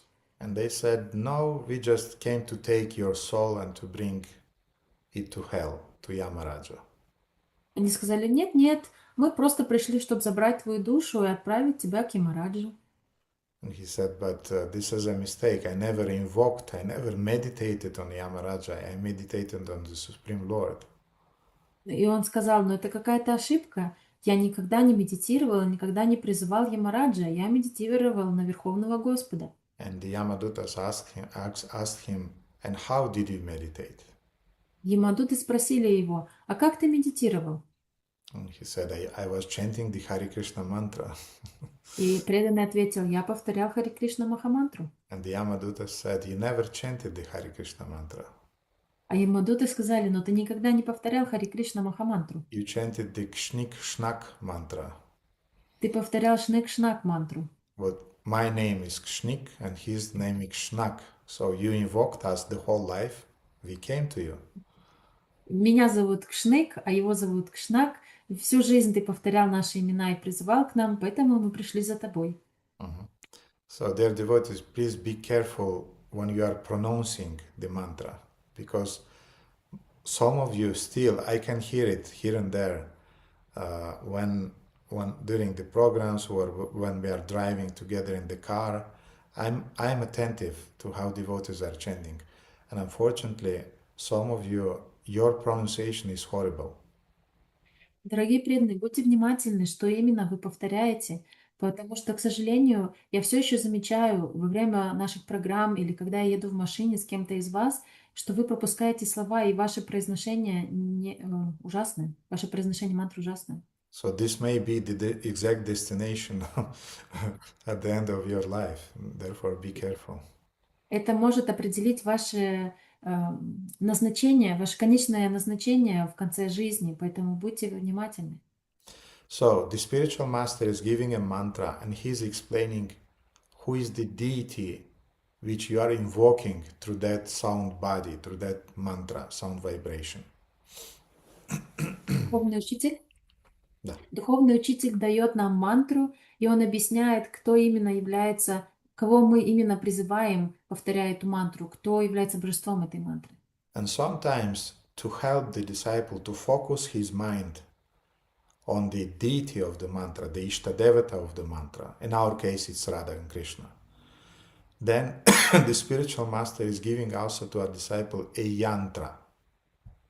И иногда для того, чтобы помочь ученику сосредоточиться на этой мантре, на Иштадеве этой мантры, для нас это Рада Кришна, духовный учитель может дать ученику янтру. And as I said, yantra is a worshipable, mystical, geometrical diagram. И как я уже сказал, янтра — это мистическая геометрическая диаграмма, которой поклоняются. Corresponding to the mantra, которая соответствует мантре, which is used for meditation or for ritual worship or for invoking the deity. которая используется для медитации и для привлечения, призывания божества. Yantra is a, let's say, is a gross manifestation of the mantra. Давайте назовем, что янтра — это грубое проявление мантры.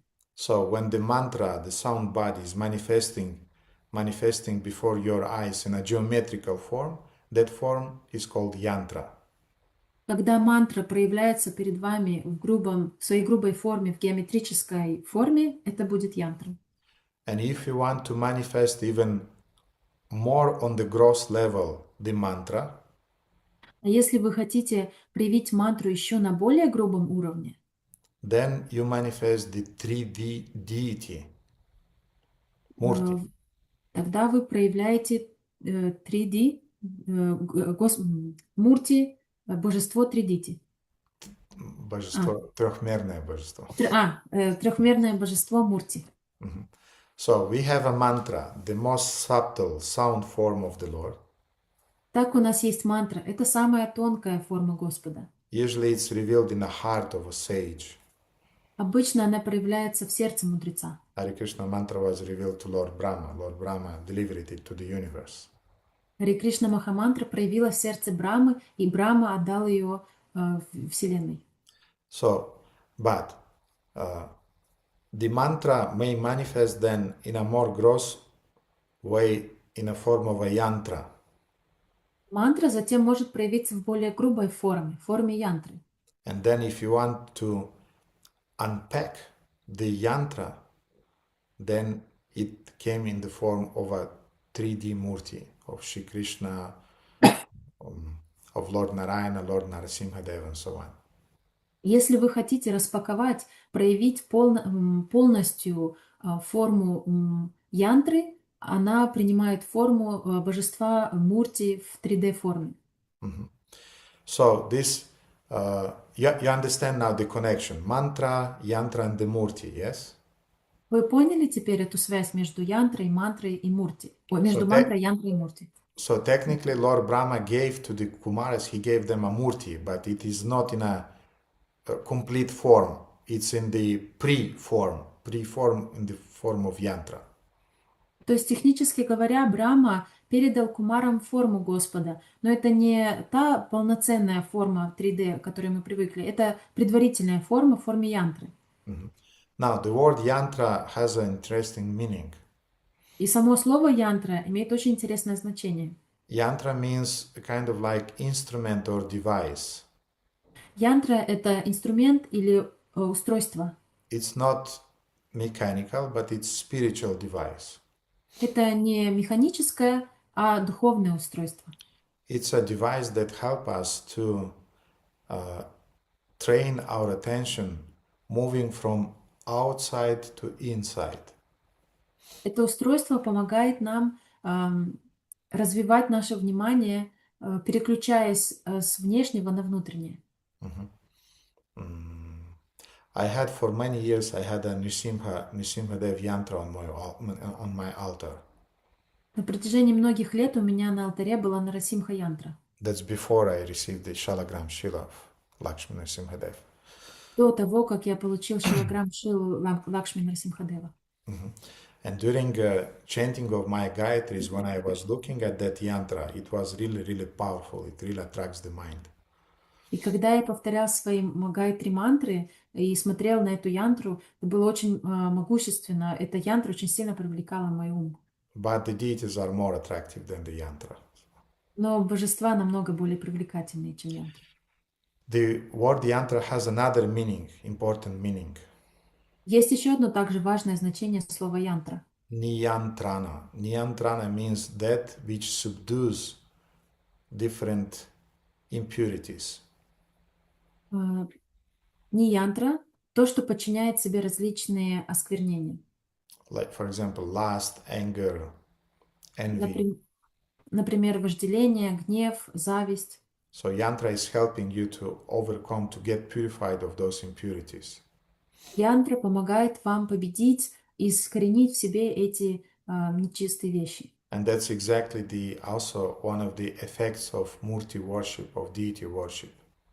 Это также является одним из эффектов поклонения божествам. Therefore, Prabhupada said that if you want to overcome Mr. Lust, you have to worship the deity. Поэтому Шрила Прабхупада говорил, если вы хотите победить мистера вожделения, вам нужно поклоняться божествам. So those yantras may be drawn on a copper plate, golden plate, silver plate, iron plates. Эти янтры рисуют, изображают на медных, серебряных, золотых тарелках. Не тарелках, а plates, такие пластины. На пластинках. They can be worn on the chest, on the chain. Их можно носить у себя на груди, на цепочке. They can be drawn on sand also. Их также можно нарисовать на песке. Maybe so how devotees brahmanas before doing the yagya they draw a yantra on a sand and in the yagya kupa. Может быть, вы замечали, когда браманы готовятся к яге, они рисуют янтру в этом месте для яги. So they are the gross manifestation of a mantra. Это грубое проявление мантры. But it's a deity, that we should understand. This is the form of Shri Krishna in the form of yantra. Но это божество, это мы должны понимать, что это форма Кришны в форме янтры. And along with the mantra and the yantra, the deity, the spiritual master is offering also the tantra. Tantra means exact method of worship.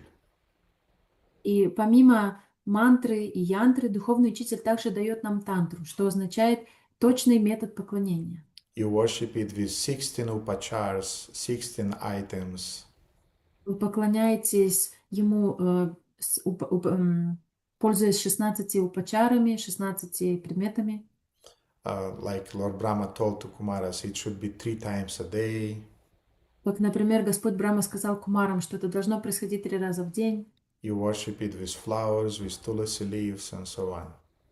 Ты поклоняешься ему с цветами туласи, с листьями туласи и с цветами. Sometimes they offer sandal pulp to the yantra.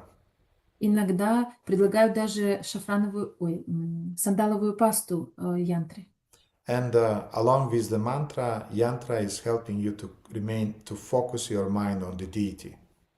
И вместе с мантрой янтра помогает вам сфокусировать свой ум на божестве. And in the next few verses, Lord Brahma is describing what would be the effect, the consequences of such worship. И в следующих стихах Брахма описывает, каким будет результат такого поклонения.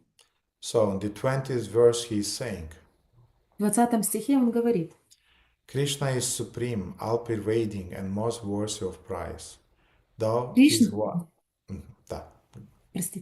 Кришна Всевышний, всепроникающий и достойнейший всяческих похвал, хотя он один.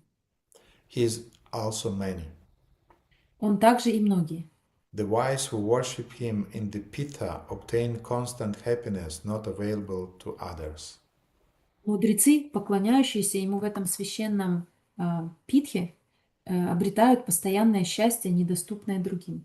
Pitta means the special place where you either drown the yantra or you put the copper plate or silver plate with the yantra, you put it. Pitta means altar. Пита — это, другими словами, алтарь. Это специальное место, на котором вы либо рисуете янтру, либо ставите туда эту серебряную или медную пластинку. Then Lord Brahma is saying, the wise who worship Krishna in this Pitta, Krishna who is the principal being among many, who is the chief eternal among eternals and the chief knower among knowers, who satisfies their prema, attain eternal bliss, not available to others. Затем Брахма говорит, мудрецы, поклоняющиеся в его питхе Кришне, Кришне, который является главным существом среди многих, высшим вечным среди вечных и высшим знающим среди знающих, который удовлетворяет их прему, обретают вечное блаженство, недоступное другим. So this eternal bliss not available to others means the bliss of the personal association with the Lord in the spiritual world. Итак, это вечное блаженство, недоступное другим, это блаженство общения с Господом в духовном мире. And the last verse that we are reading today, which also explains the benefit of worshipping the Lord in that Gopal Yantra, И еще один стих, последний, который мы будем читать сегодня, который объясняет Blaga. благо поклонения Господу через янтру. For those who constantly worship Krishna, the Supreme Swarupa, in the Pitta, Для тех, кто постоянно поклоняется Кришне, высшей сварупе в Питхе, and who have no other desires, и у кого нет иных желаний, Krishna in his covered form reveals his feet. Кришна в своем облике пастуха являет свои стопы. For those who constantly worship Krishna, the Supreme Swarupa, in this Pitta, Для тех, кто постоянно служит Кришне в этой верховной форме. Сейчас. Это это тот же стих, у меня два раза просто. So, the idea that those who worship Krishna in this form attains his feet. Итак, идея заключается в том, что тот, кто поклоняется Кришне в его форме, достигает его стоп. And Baldevidya Bhushan in his commentary, he's writing that Lord gives himself to those who are completely dedicated to meditate on Shri Krishna. И Баладева Видябушина в своем комментарии говорит, Господь открывает себя тому, кто полностью сосредоточен на поклонении Ему. The proof that he is fully concentrated on the Lord is that he doesn't have any other desires. И доказательством того, что он является сосредоточенным полностью на поклонении Господа, будет то, что у него нет других материальных желаний. And as a result, Krishna shows to such a devotee his own feet. И в результате этого Кришна такому преданному раскрывает свои стопы. And he personally leads such a devotee to himself. И он лично ведет этого преданного к себе. So this is, in other words, another benefit of chanting our Gopal mantra and our Diksha mantras with sambandha, with the eagerness to attain the Supreme Lord. Другими словами, это еще одно преимущество и благо, которое мы получаем, если повторяем свои гайатри и дикша мантры с самбандой, с привязанностью. Sambandha means your connection with the Lord, and this connection is stimulating your eagerness, your rati, your desire to attain the Lord. Самбандха означает привязанность к Господу, и эта привязанность стимулирует в вас желание достичь Господа. I'll tell you a little story and I'll finish our class today. И расскажу вам маленькую историю, и на этом закончу сегодня свою лекцию. It's a story about how Krishna reveals his feet to his dear devotees. Это история о том, как Кришна проявил свои стопы для своих преданных. And how he dissipates any doubts about him being the supreme object of a devotee's worship. И то, как он развеял любые сомнения по поводу того, что Кришна является верховным объектом поклонения. Sometimes even the devotees in Vrindavan, his eternal parikars, being covered by Yoga Maya, they're not quite sure if Krishna is really the Supreme Personality of Godhead. Иногда преданные во Вриндаване, будучи парикарами Господа, вечными спутниками, но так как их покрывает йога майя, они не до конца уверены в том, что Кришна является верховной личностью Бога. They love him not because he is God, but they love him because he is really beautiful and transcendently attractive. Они любят его не потому, что он является Богом, они любят его, потому что он очень красив и, Привлекателен. и очень привлекателен. So according to their sthai bhava, to their fixed relationship with the Lord, they relate to him in a different way. И в соответствии со своей стхаи бхавой, то есть это укорененные отношения с Кришной, они реагируют на него определенным образом. So one day the cowboys, they were tending their cows in the sands of Ramanareti. Однажды пастушки пасли своих коров в песках Раманарити. You know that this area where the Krishna Balaram Mandir is built, this area is called Ramanareti. Знаете, что эта зона, в которой построен Кришна Баларам, называется Раманарити? In Vrindavan, I mean. There's the zone where Krishna and Balaram were tending the cows and where they were playing in the golden sands of Vrindavana.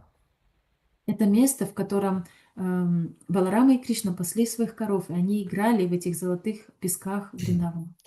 A few months back, when I visited Vrindavana, behind the Krishna Balaram Mandir, closer to the house of Govinda Maharaj, there is a construction field now. Несколько месяцев назад, когда я посещал Вриндаван, я заметил, что на задворках храма, ближе к дому Говинды Махараджа, началась новая постройка. They're building a huge building there.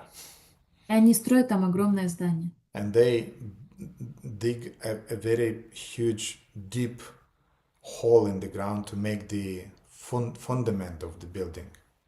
И они вырыли огромную яму для того, чтобы заложить фундамент этого здания. And there maybe the hole was 10 meters deep. И, возможно, эта яма была 10 метров в глубину. And all of those 10 meters, they are completely, you can see the walls of the hole, it's golden sand. Все эти 10 метров, когда вы смотрите вглубь этой ямы, это золотой песок. То есть эти стенки... It's not clay, it's not soil, it's just sand. Это не глина, это не земля, это не почва, это только песок. And the sand that was on surface, it was so nice, so fluffy kind of like, and really golden. И тот песок, который они уже выбросили наружу, когда копали эту яму, он был такой мягкий, такой пушистый.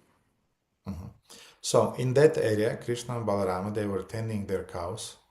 И вот в этом месте Кришна и Баларама пасли своих коров. And Krishna has its own, how we can call it, it's a kind of like security services, secret services. He has his own secret agents who are spying on Shrimati Radharani, the gopis, the manjaris, and they're giving regular reports to Krishna about where are the gopis, where is Shrimati Radharani, what they're doing, and so on. All the details, Krishna is receiving constant information. И у Кришны есть своя система разведки, и у него есть свои собственные шпионы, которые доносят ему постоянные отчеты о том, что делает Шримати Радхарани, Манджари и другие жители Вриндавана. So Krishna received a report that now Shrimati Radharani and the gopis, they're on the bank of Yamuna and they're taking water to bring to their homes for cooking. И эти шпионы донесли Кришне, что в данный момент Шримати Радхарани находится на берегу Ямуны, и она собирается взять воды, чтобы принести домой. And Krishna left his friends by saying that I will go and I will search for a stray cow. So you remain here, I have some business to do, I have some things to do, and I'll go and I'll find out that stray cow. Stray cow, Шамаклада, переводится как заблудившаяся корова. И Кришна сказал тогда своим друзьям-пастушкам: вы оставайтесь здесь, а я пойду на поиски одной заблудшей коровы. So Krishna went to the bank of Yamuna. Кришна отправился на берег Ямуны, and he saw how gopis were kind of like very casually dipping their pitchers in the waters of Yamuna. и он увидел, как гопи очень спокойно, размеренно опускают свои кувшины в воды Ямуны. They were not hurrying.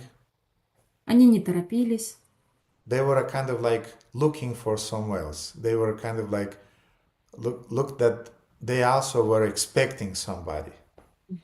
Они не торопились, и все выглядело так, как будто они ожидают чего-то и ждут кого-то. Because their secret services also informed them that Krishna is on his way to the bank of the Yamuna. Потому что их шпионы, у них своя служба разведки, тоже донесли им, что Кришна собирается на берег Ямуны. So therefore they were not in a hurry. They were just putting very, very slowly those pitchers in the water. They were lifting them. Поэтому они никуда не торопились, они очень медленно и размеренно набирали воды в кувшины, ставили их себе на голову и так далее. And then when Krishna approached, gopis, they pretended that they even don't see him. И когда Кришна приблизился к гопи, они притворились, что они его даже не замечают.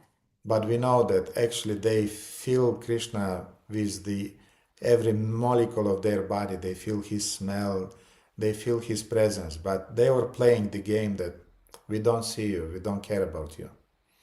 Мы знаем, что на самом деле гопи каждым атомом своего тела чувствуют присутствие Кришны, они чувствуют его запах, но они делали вид, играли в такую игру, что они не замечают его. So Krishna had to make his presence known to them. Поэтому Кришне пришлось предстать перед ними и сделать их осознанными о его присутствии. Да, он должен был подать какой-то знак.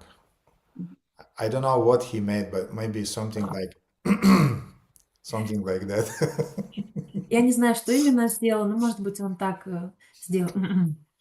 So the gopis, as a kind of like surprise, they looked at Krishna, and they were asking, "Oh, son of Nanda Maharaj, what are you doing now in this part of the day at the Yamuna? You have to do your dharma. You have to tend your cows." И гопи, они тогда так нарочито удивленно спросили: «О, Говинда, что ты делаешь здесь в это время суток? Ты, по идее, должен сейчас пасти коров». And Krishna said that my cows are grazing nearby, but I'm searching for some stray cows.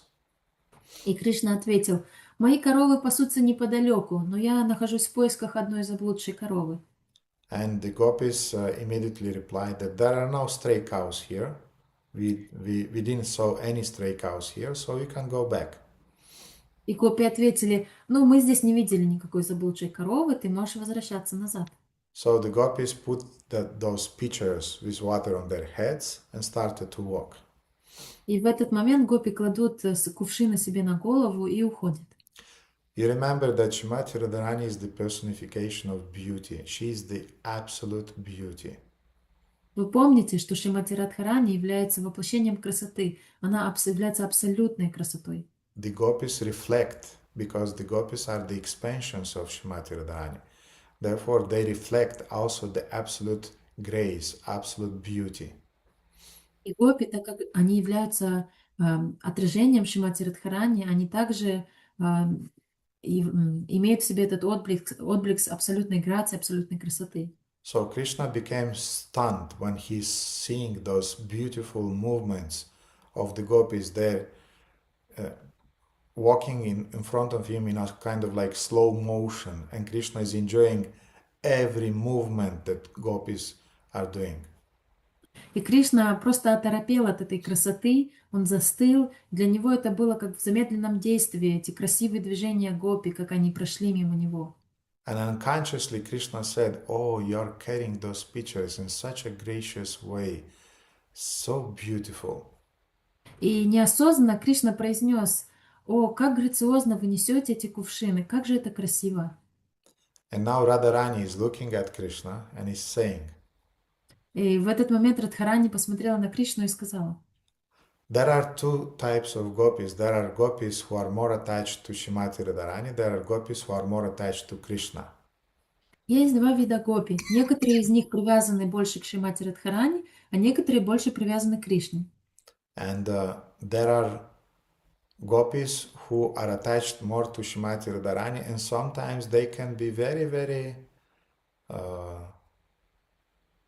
they can use very piercing words towards Shri Krishna. И те гопи, которые привязаны больше к Шримати Радхарани, иногда они могут использовать очень острые слова по отношению к Кришне.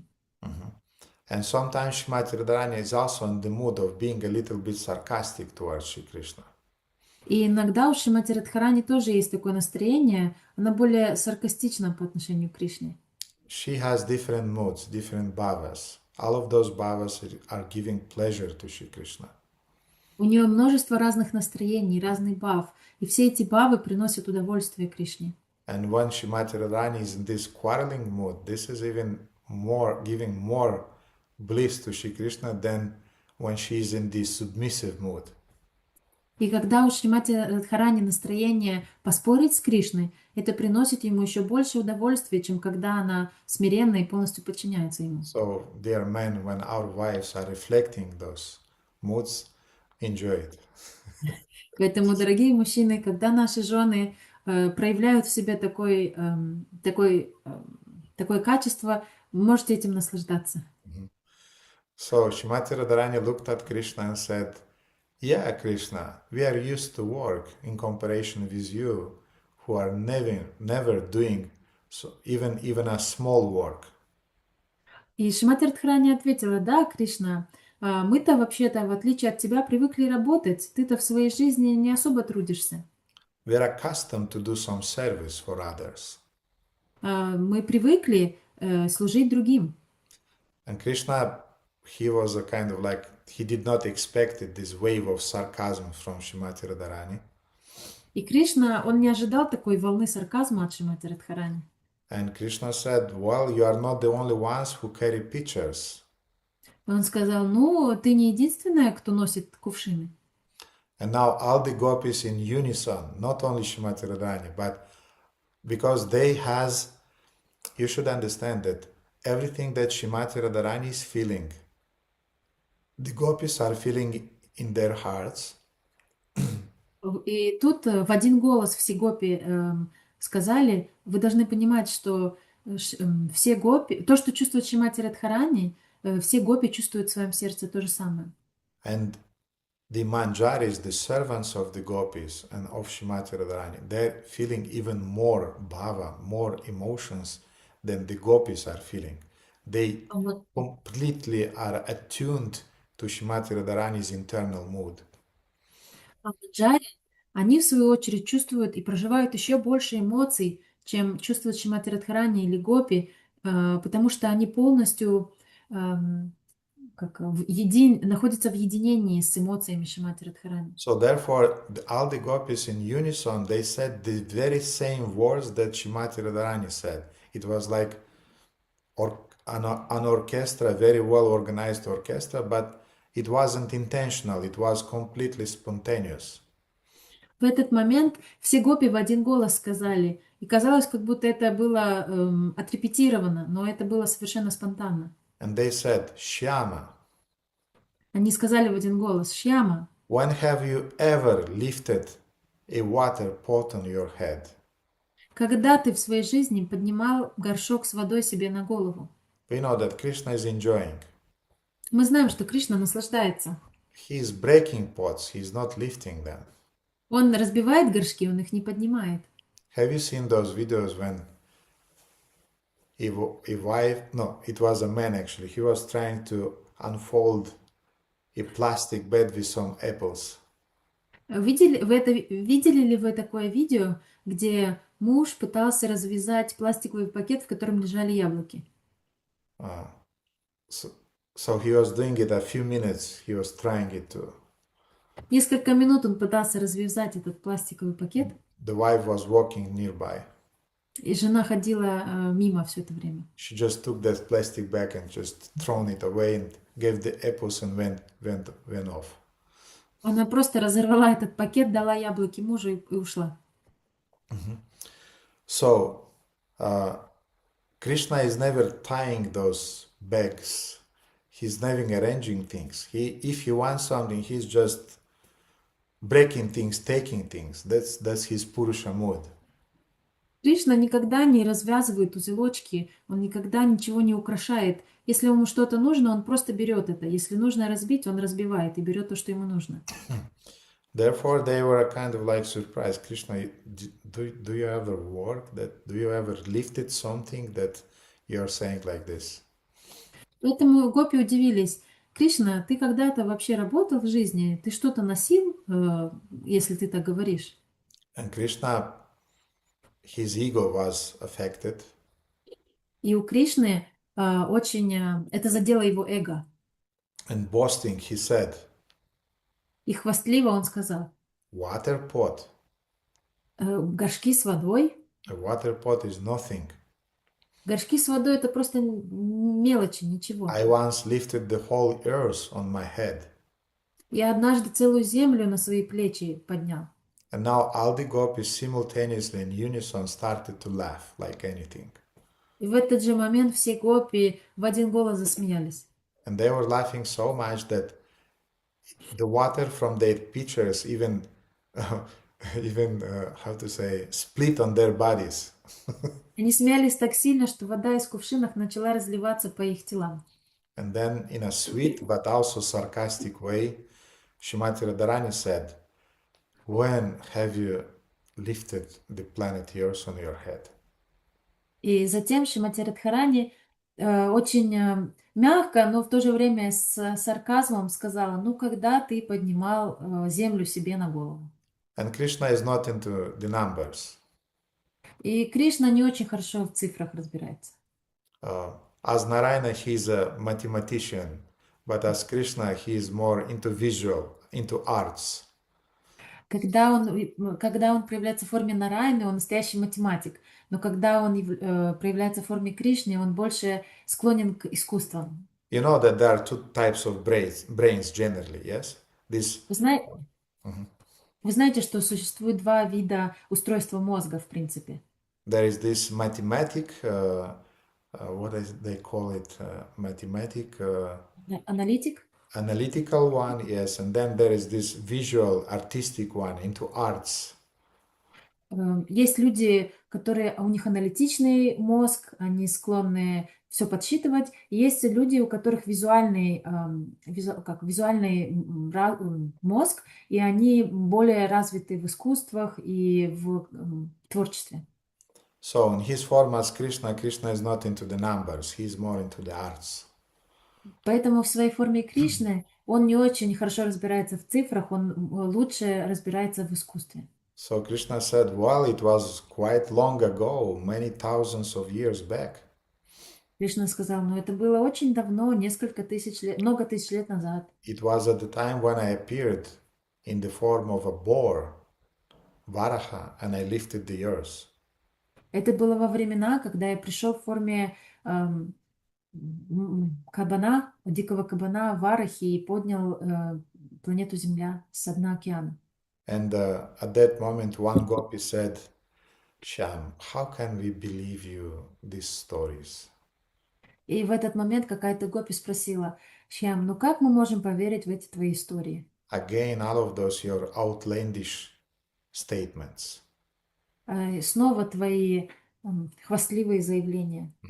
And Krishna replied, well, but the sage Garga, he described it in his texts. Но вот, например, мудрец Гарга, он написал это в своих текстах. And he said that in the past I appeared in my red complexion as a boar. И он сказал, что в прошлом я воплощался в форме красного цвета, как дикий кабан. Garga was the sage, the astrologer, who made the astrological chart of Krishna after his birth. Гарга это был астролог, который сделал разбор разбор Кришны, когда он родился. Гороскоп, который сделал гороскоп Кришны. And one gopi said, well, Krishna, just because you were painted in red sometimes in your childhood doesn't mean that you were the born incarnation of the Lord. И гопи сказали, ну, Кришна, если ты когда-то в детстве был вымазан чем-то красным, это не делает тебя воплощением Варахадева. No, that was me. I was the born incarnation. Нет, это был я, это я был воплощением кабана. And the gopi said, can you show us? Гопи сказали, ну, а показать ты можешь нам это? So Krishna already was happy that he is drawing some attention from the beautiful ladies of Vrindavana. Кришна уже был доволен тем фактом, что он привлек внимание красивых женщин Вриндавана. But he decided that, okay, it's time now to show them some power. И он решил, ну хорошо, сейчас пришел момент показать свое могущество. To show them some display of strength. Проявить свою силу.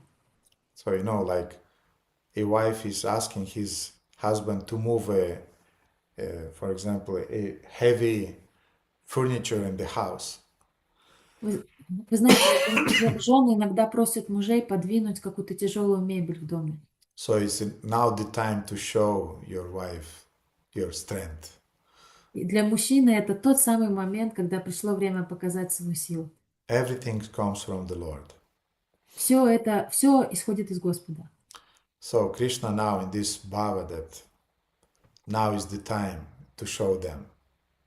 И Кришна в своей бхаве, ну вот, пришло наконец-то время, сейчас я им покажу. To display them my strength, my might. Я покажу им свое могущество, свою силу. And Krishna said, all right, if seeing is believing, then you have to see it yourself. И Кришна сказал, ну хорошо, если вы верите только тому, что увидели сами, тогда вам нужно будет увидеть это своими глазами. Now, please watch my Varaharupa.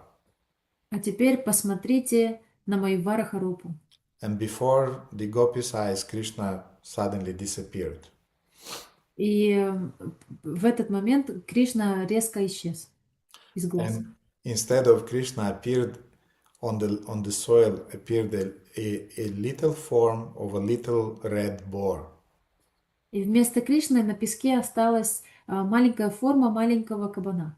And the girls, they stepped closer to get a better look at this form. И девушки, они подошли ближе, чтобы получше рассмотреть эту форму.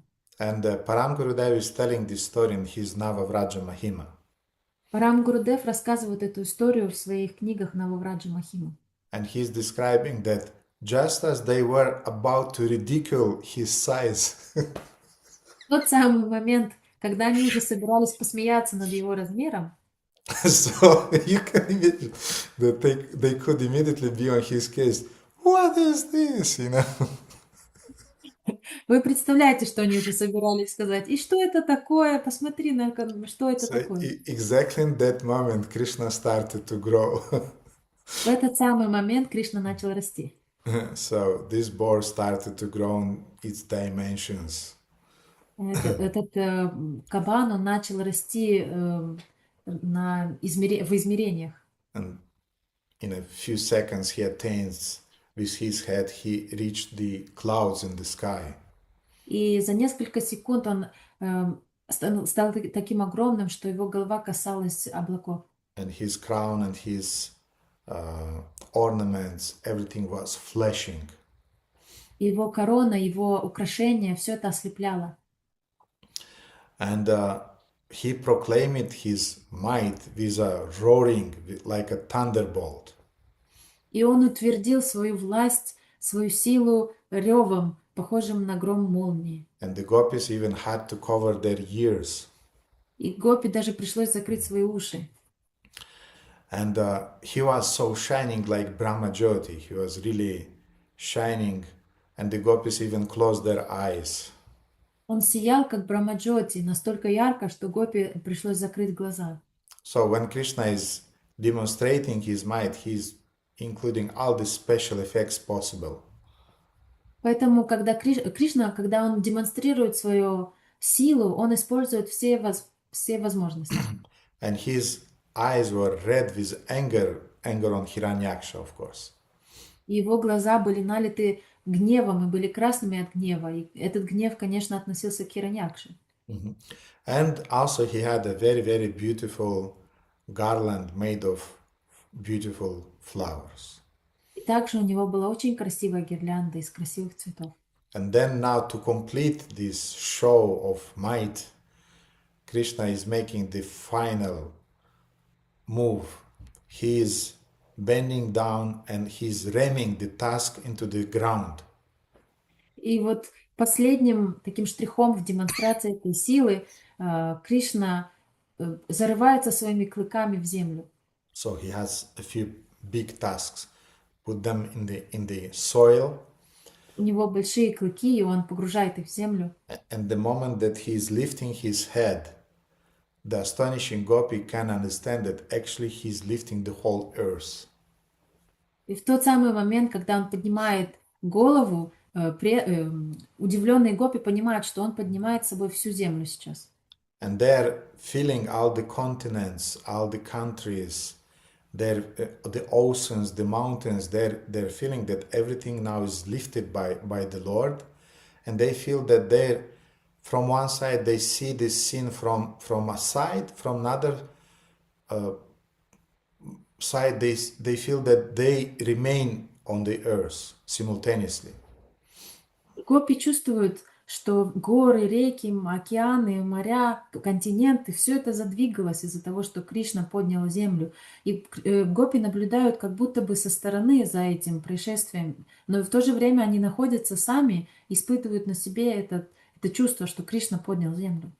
And to make this scene even more majestic, и для того, чтобы сделать эту сцену еще более магической, different demigods appears in the sky and they're starting glorifying Krishna and chanting with different brahmanas who are enchanting Vedic mantras and stutis glorifying Shri Krishna in this form.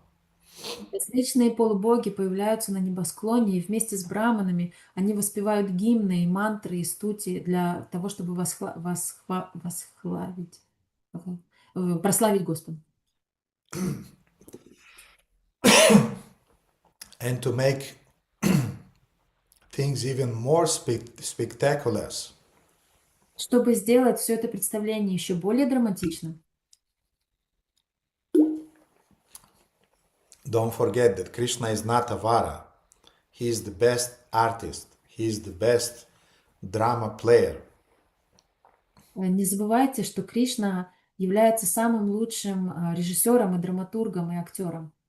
So to make things even more spectacular, Krishna is invoking his Sudarshana chakra.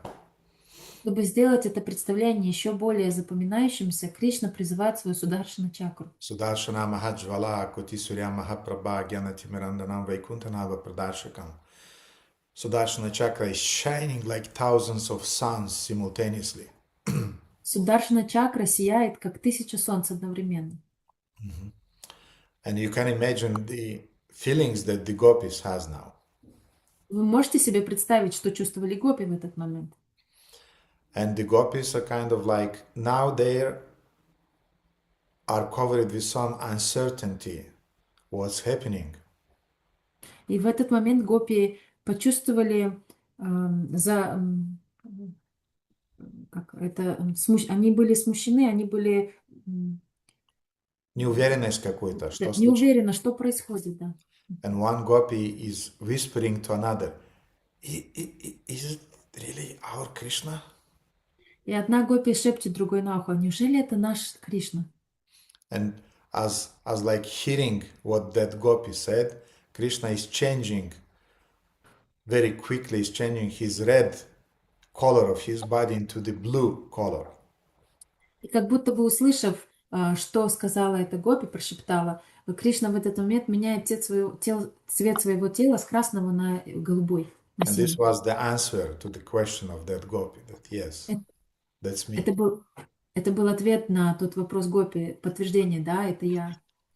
And now all the gopis just stood there and looked stunned and completely amazed by the scene they're seeing. There's their Krishna in that very, very unusual form. И ведь все гопи застыли в изумлении, они смотрели на Кришну. Это тот наш Кришна в этой удивительной форме. So in the same way as Krishna suddenly disappeared, now Krishna disappeared the first time. The same way Krishna again disappears in this form of Varaha, he just disappears from their eyes. И точно так же, как Кришна внезапно исчез из глаз гопи в первый раз, он снова куда-то исчез. And the gopis are standing there just in total silence. И гопи стояли в молчании. And they were looking, so where is Krishna now? Они смотрели по сторонам в поисках, где же Кришна? Was this a kind of illusion? Was this a kind of like magic trick from the part of Krishna? What it was? Что это было? Это была иллюзия? Это был какой-то магический прием Кришны? Что произошло? So, without saying any word, they came exactly to that spot where Varahadev stood. И не произнося ни слова, они подошли к тому самому месту, где стоял Варахадев. And they really saw some giant hoof prints on the soil in that place. И они увидели настоящие отпечатки огромных клыков в песке. And nearby they saw the print of Krishna's feet. А рядом они увидели следы стоп Кришны. And you know that in Vrindavan there is a rule that nobody steps on the prints of Krishna's feet. Вы знаете, что во Вриндаване есть правило, что никто не должен наступать на следы Кришны. That's another way to detect where Krishna is now. Это еще один способ, как определить, где Кришна находится. Everybody knows how Krishna's footprints look because there are special marks on it. Все знают, как выглядят стопы, как выглядят отпечатки стоп Кришны, потому что там есть необычные знаки. So when they saw those characteristic markings of Krishna's feet, they understood this was real. This wasn't an illusion. Поэтому, когда они увидели эти необычные, особенные знаки на отпечатках стоп, они поняли, что они принадлежали Кришне, это все по-настоящему.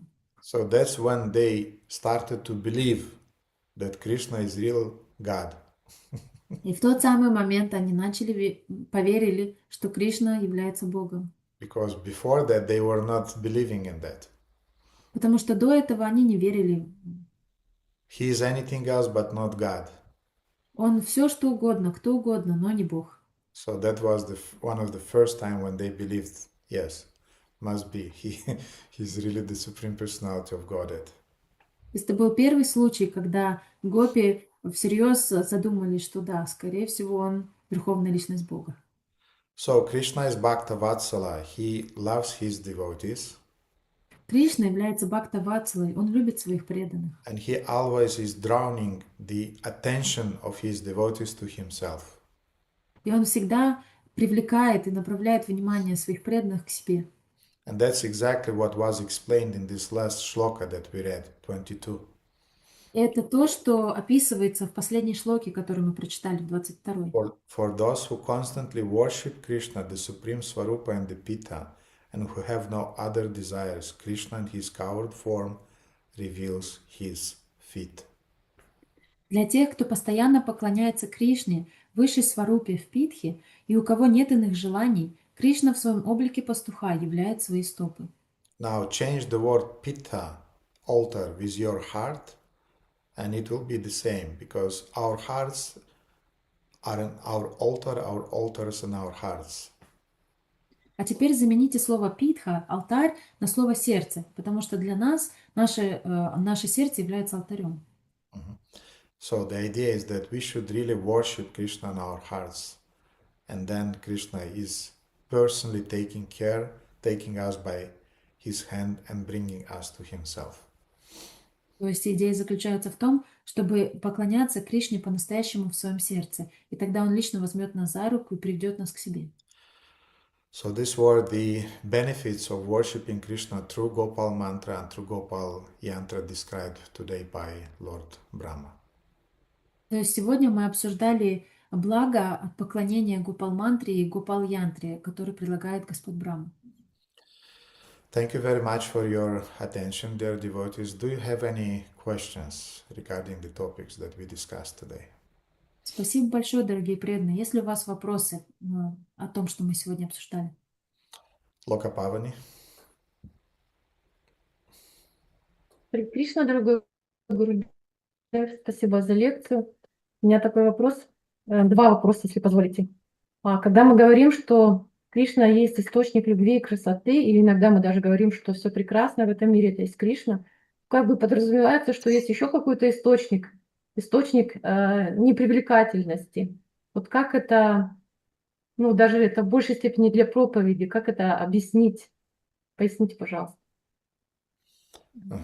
When we say that Krishna is the source of all beauty, and everything what is beautiful in this world has its source in Krishna. Saying like this, we mean that there is source of something ugly, and how do we present it while preaching? How do we say about this while preaching? In my understanding is that the nature in itself is beautiful.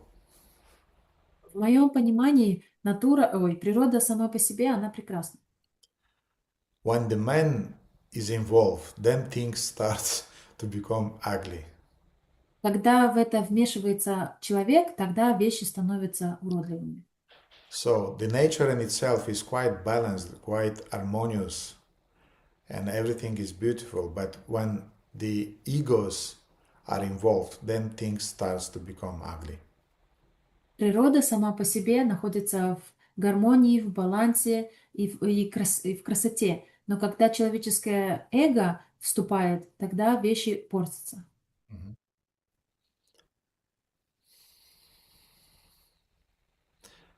What else you want to understand in this regard, Lokapavani? Что именно вы хотите понять в этом вопросе? Что еще вы хотите понять вот в этом вопросе, Lokapavani? Ну, просто, как я понимала, что Кришна — это источник всего, как и прекрасного, так и то, что проявляется в мире, ну, так скажем, негативного, двойственности. Ага. Okay. As I understand, Krishna is original source of everything. Everything what is beautiful and even things that are ugly, also source of it is Krishna. Let's say that Krishna is not the source of ugly things that are manifesting in the material world. Давайте скажем так. Кришна не является источником некрасивых вещей, плохих вещей, которые проявляются в мире. He's allowing them. Он их просто позволяет. Because the conditioned souls, they want to realize their own ambitions in the material world by exploiting each other. Потому что обусловленные души, они хотят реализовать свои амбиции в материальном мире, используя друг друга. When you go into the prison, things are very ugly in the prison. Когда вы отправляетесь в тюрьму, все выглядит уродливо в тюрьме.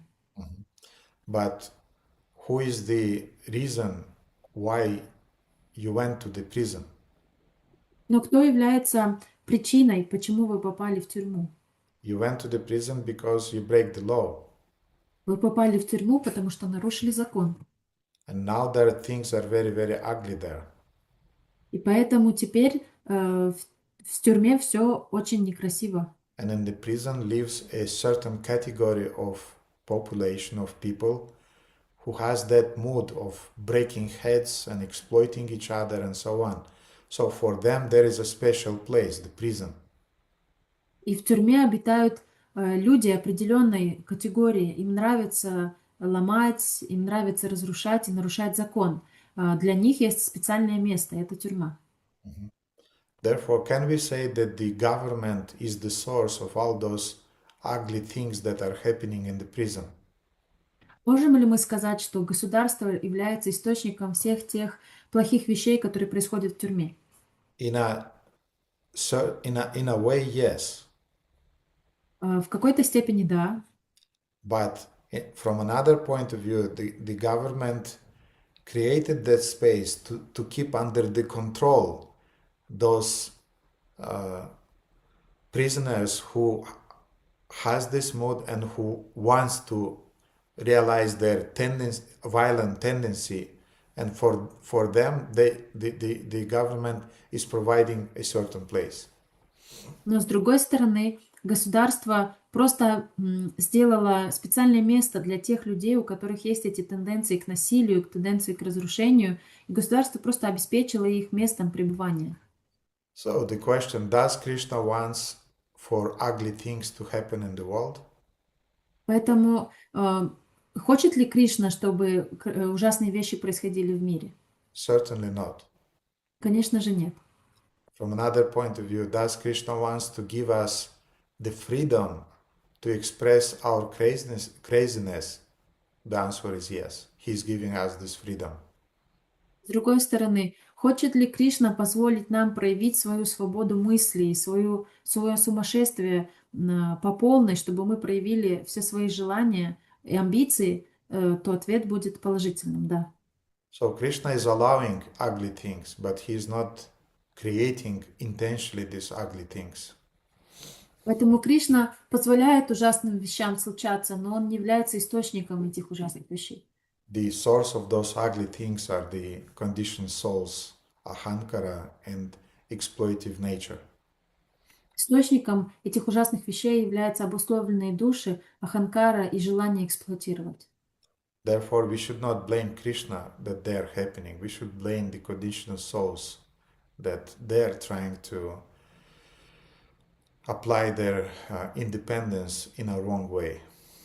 Поэтому мы не должны винить Кришну, что такие вещи происходят.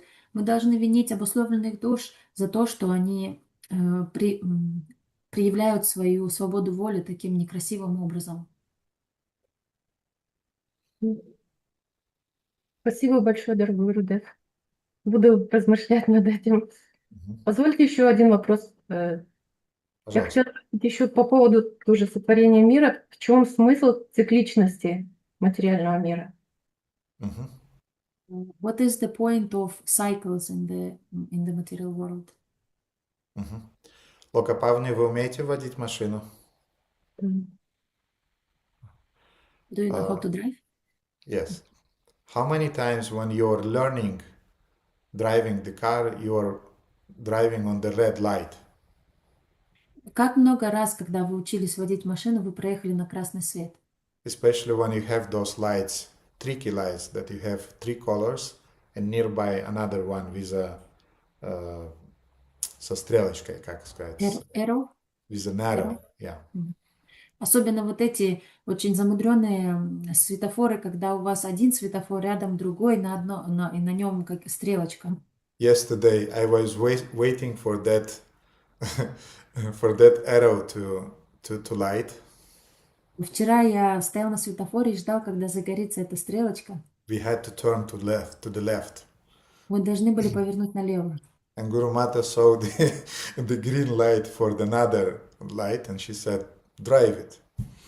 И Гурмата увидела зеленый свет на светофоре, который относился к другой линии, по другой полосе, и она сказала: давай, зеленый, веди. And since my GPS wasn't working, I wasn't attentive, and I drove. И мой GPS не работал, я был не очень внимательный, но я начал двигать машину. And I saw in the mirror that everybody behind me is staying. И я увидела в зеркале, что все позади меня стоят. And Я очень удивился. So I had to drive straight as others. И мне пришлось поехать прямо, как и остальным. So what I want to say is that when we are learning things, we are repeating mistakes again and again. Что я хочу сказать, это то, что когда мы учим что-то, мы повторяем ошибки снова и снова. And even after 15 years of experience, sometimes you still drive on the red light. И даже спустя 15 лет, имея опыт 15 лет вождения, вы все равно будете приезжать иногда на красный. Which is not good, definitely. Что не является хорошо, конечно. So in the same way, knowing that the conditioned soul doesn't get it from the first lesson. Таким же образом, понимая, что обусловленные души не поймут с первого раза. the Lord is recreating the material world again and again and again. Верховный Господь создает материальный мир, воссоздает материальный мир снова и снова. To give the chance to the living entity to learn again and again, to have the platform where the living entity would learn. Для того, чтобы живые существа имели платформу, на которой они будут учиться снова и снова. Another explanation is also very interesting. Есть еще одно интересное объяснение. When I was a kid, I used to play on the beach of the Black Sea. Когда я был ребенком, я играл на берегу Черного моря. We were going to Odessa, to Kobliva, to what was that? Kobliva, it was Sergeyevka, near Odessa. Devotees from Ukraine, you know. Мы ездили в Одессу, в Коблево, в Сергеевку. Те преданные, кто живут в Украине, знают эти места. So one of my beloved pastimes was to make a castle of sand. Одной из моих любимых игр было сделать замок из песка. So first of all, for 30-40 minutes you are building it, and sometimes they become very, very huge, those sand castles. Вначале на протяжении 40-50 минут ты строишь это здание. Иногда удавалось построить очень высокий песчаный. And you know how you take this wet sand and you drip it on and it's like really those Gothic castles. Вы знаете эту технику, когда мокрый песок держат в ладошки и капают на эту башню, на этот замок, и они выглядят как настоящие готические замки тогда. And then after 30-40 minutes of building it, и спустя 30-40 минут после того, как мы строили этот замок, there was another very, very beautiful pastimes. Следовала следующая очень привлекательная игра. To take some stones and to throw in the castles. Брать камни и кидать их в этот замок. And then you destroy the castle. И затем ты разрушаешь этот замок. And you start to rebuild it again. И начинаешь его строить заново. So if even a child likes to build, to destroy, to build, to destroy, why this should not be pleasing to the Lord, to build and to destroy on the absolute infinite number of times? И даже если даже ребенку нравится этот процесс создавания и разрушения, то почему Господу не может нравиться также создавать и разрушать бесконечное количество раз? There is a pleasure in building. Есть определенное удовольствие в том, чтобы что-то строить. There is a pleasure in maintaining. Есть удовольствие поддерживать что-то. And there is a pleasure in destroying. И также есть большое удовольствие в том, чтобы разрушать. Krishna is Adi Purusha. Кришна является Ади-Пурушей. We should give him the right to build, to maintain and to destroy. И мы должны отдать ему право строить, поддерживать и разрушать. And in the beginning phases of our faith, и в начальной стадии нашей веры we give him the right to build, to create the universe. Мы даем ему право создавать, создавать Вселенную. Okay, God, you are there, I acknowledge it. Хорошо, Бог, ты там, я это признаю. And you are the creator. I also acknowledge it and I accept it. Ты также являешься создателем. Я это признаю и принимаю. But then the Vedas are telling us that, that actually God doesn't just create, He's also destroying things. Затем Веды говорят нам, вы знаете, Бог не только создает, Он также разрушает вещи. And we are kind of, no, this is already too much, So I gave him the right to create, but now to give him the right to destroy, this is already too much. Мы реагируем на это так обычно, но это уже слишком. Я дал ему право создавать, но разрушать это уже слишком. Therefore, we have to give the Lord the right to create. Поэтому мы должны дать Богу право создавать. And we should accept and give him the right to destroy because he is the original creator, maintainer, and also destroyer of the universe. И мы также должны дать ему право разрушать, потому что он является изначальным создателем, поддерживающим и разрушающим Вселенную. Give him the right to enjoy as he wants. Дайте ему право наслаждаться так, как он этого хочет. When we give the Lord the right to enjoy as He wants, we become happy.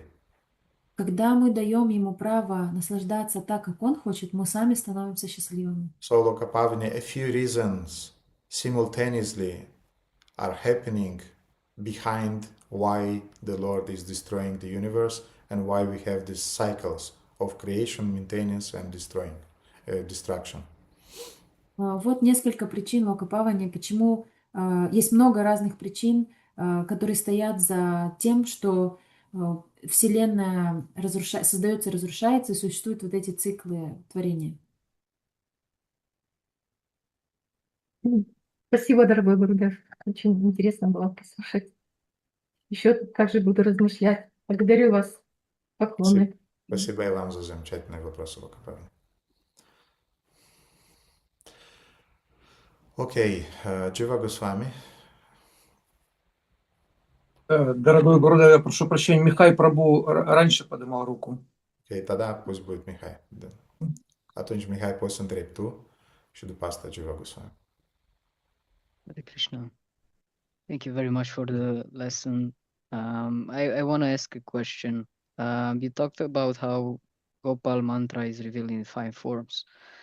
In Brihad Bhagavatamrita of Sanatana Goswami, it is described that Gopa Kumar received Gopal mantra from his spiritual master.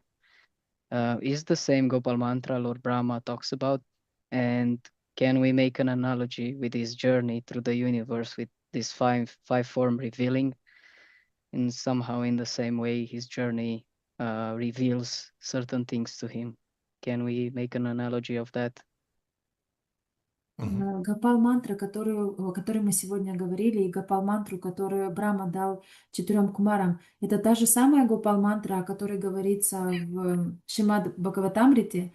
И вот этот процесс, что гопал-мантра проявляется в 5 телах, в 5 ипостасиях, можем ли мы провести аналогию, что путешествие Гоп-Кумар, он тоже прошел 5 стадий? Yes, it's the same mantra. Да, это та же самая мантра. And I think we can make such an analogy. И я думаю, что мы можем проводить аналогии. That in the same way as it's described that the mantra, Gopal mantra, reveals those 5 or 6 items, in the same way they were revealed to Gop Kumar in his journey, step by step. Что мантра проявляла себя, мантра открывалась Гоп-Кумару постепенно, шаг за шагом.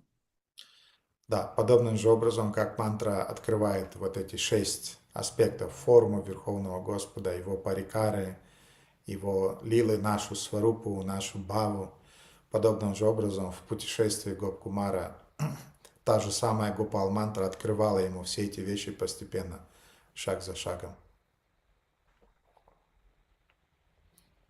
So I just translated Mihai in Russian that yes, the same way as we heard the description today, how the Gopal mantra reveals those 6 revelations about the form of the Lord, the parikars of the Lord, lilas of the Lord, our own swarupa, our own mood. So in the same way Gopal mantra was revealing to Gop Kumar all those gradual revelations about the Lord, when finally Gop Kumar found himself in Goloka Vrindavana in his own eternal relationship with the Lord.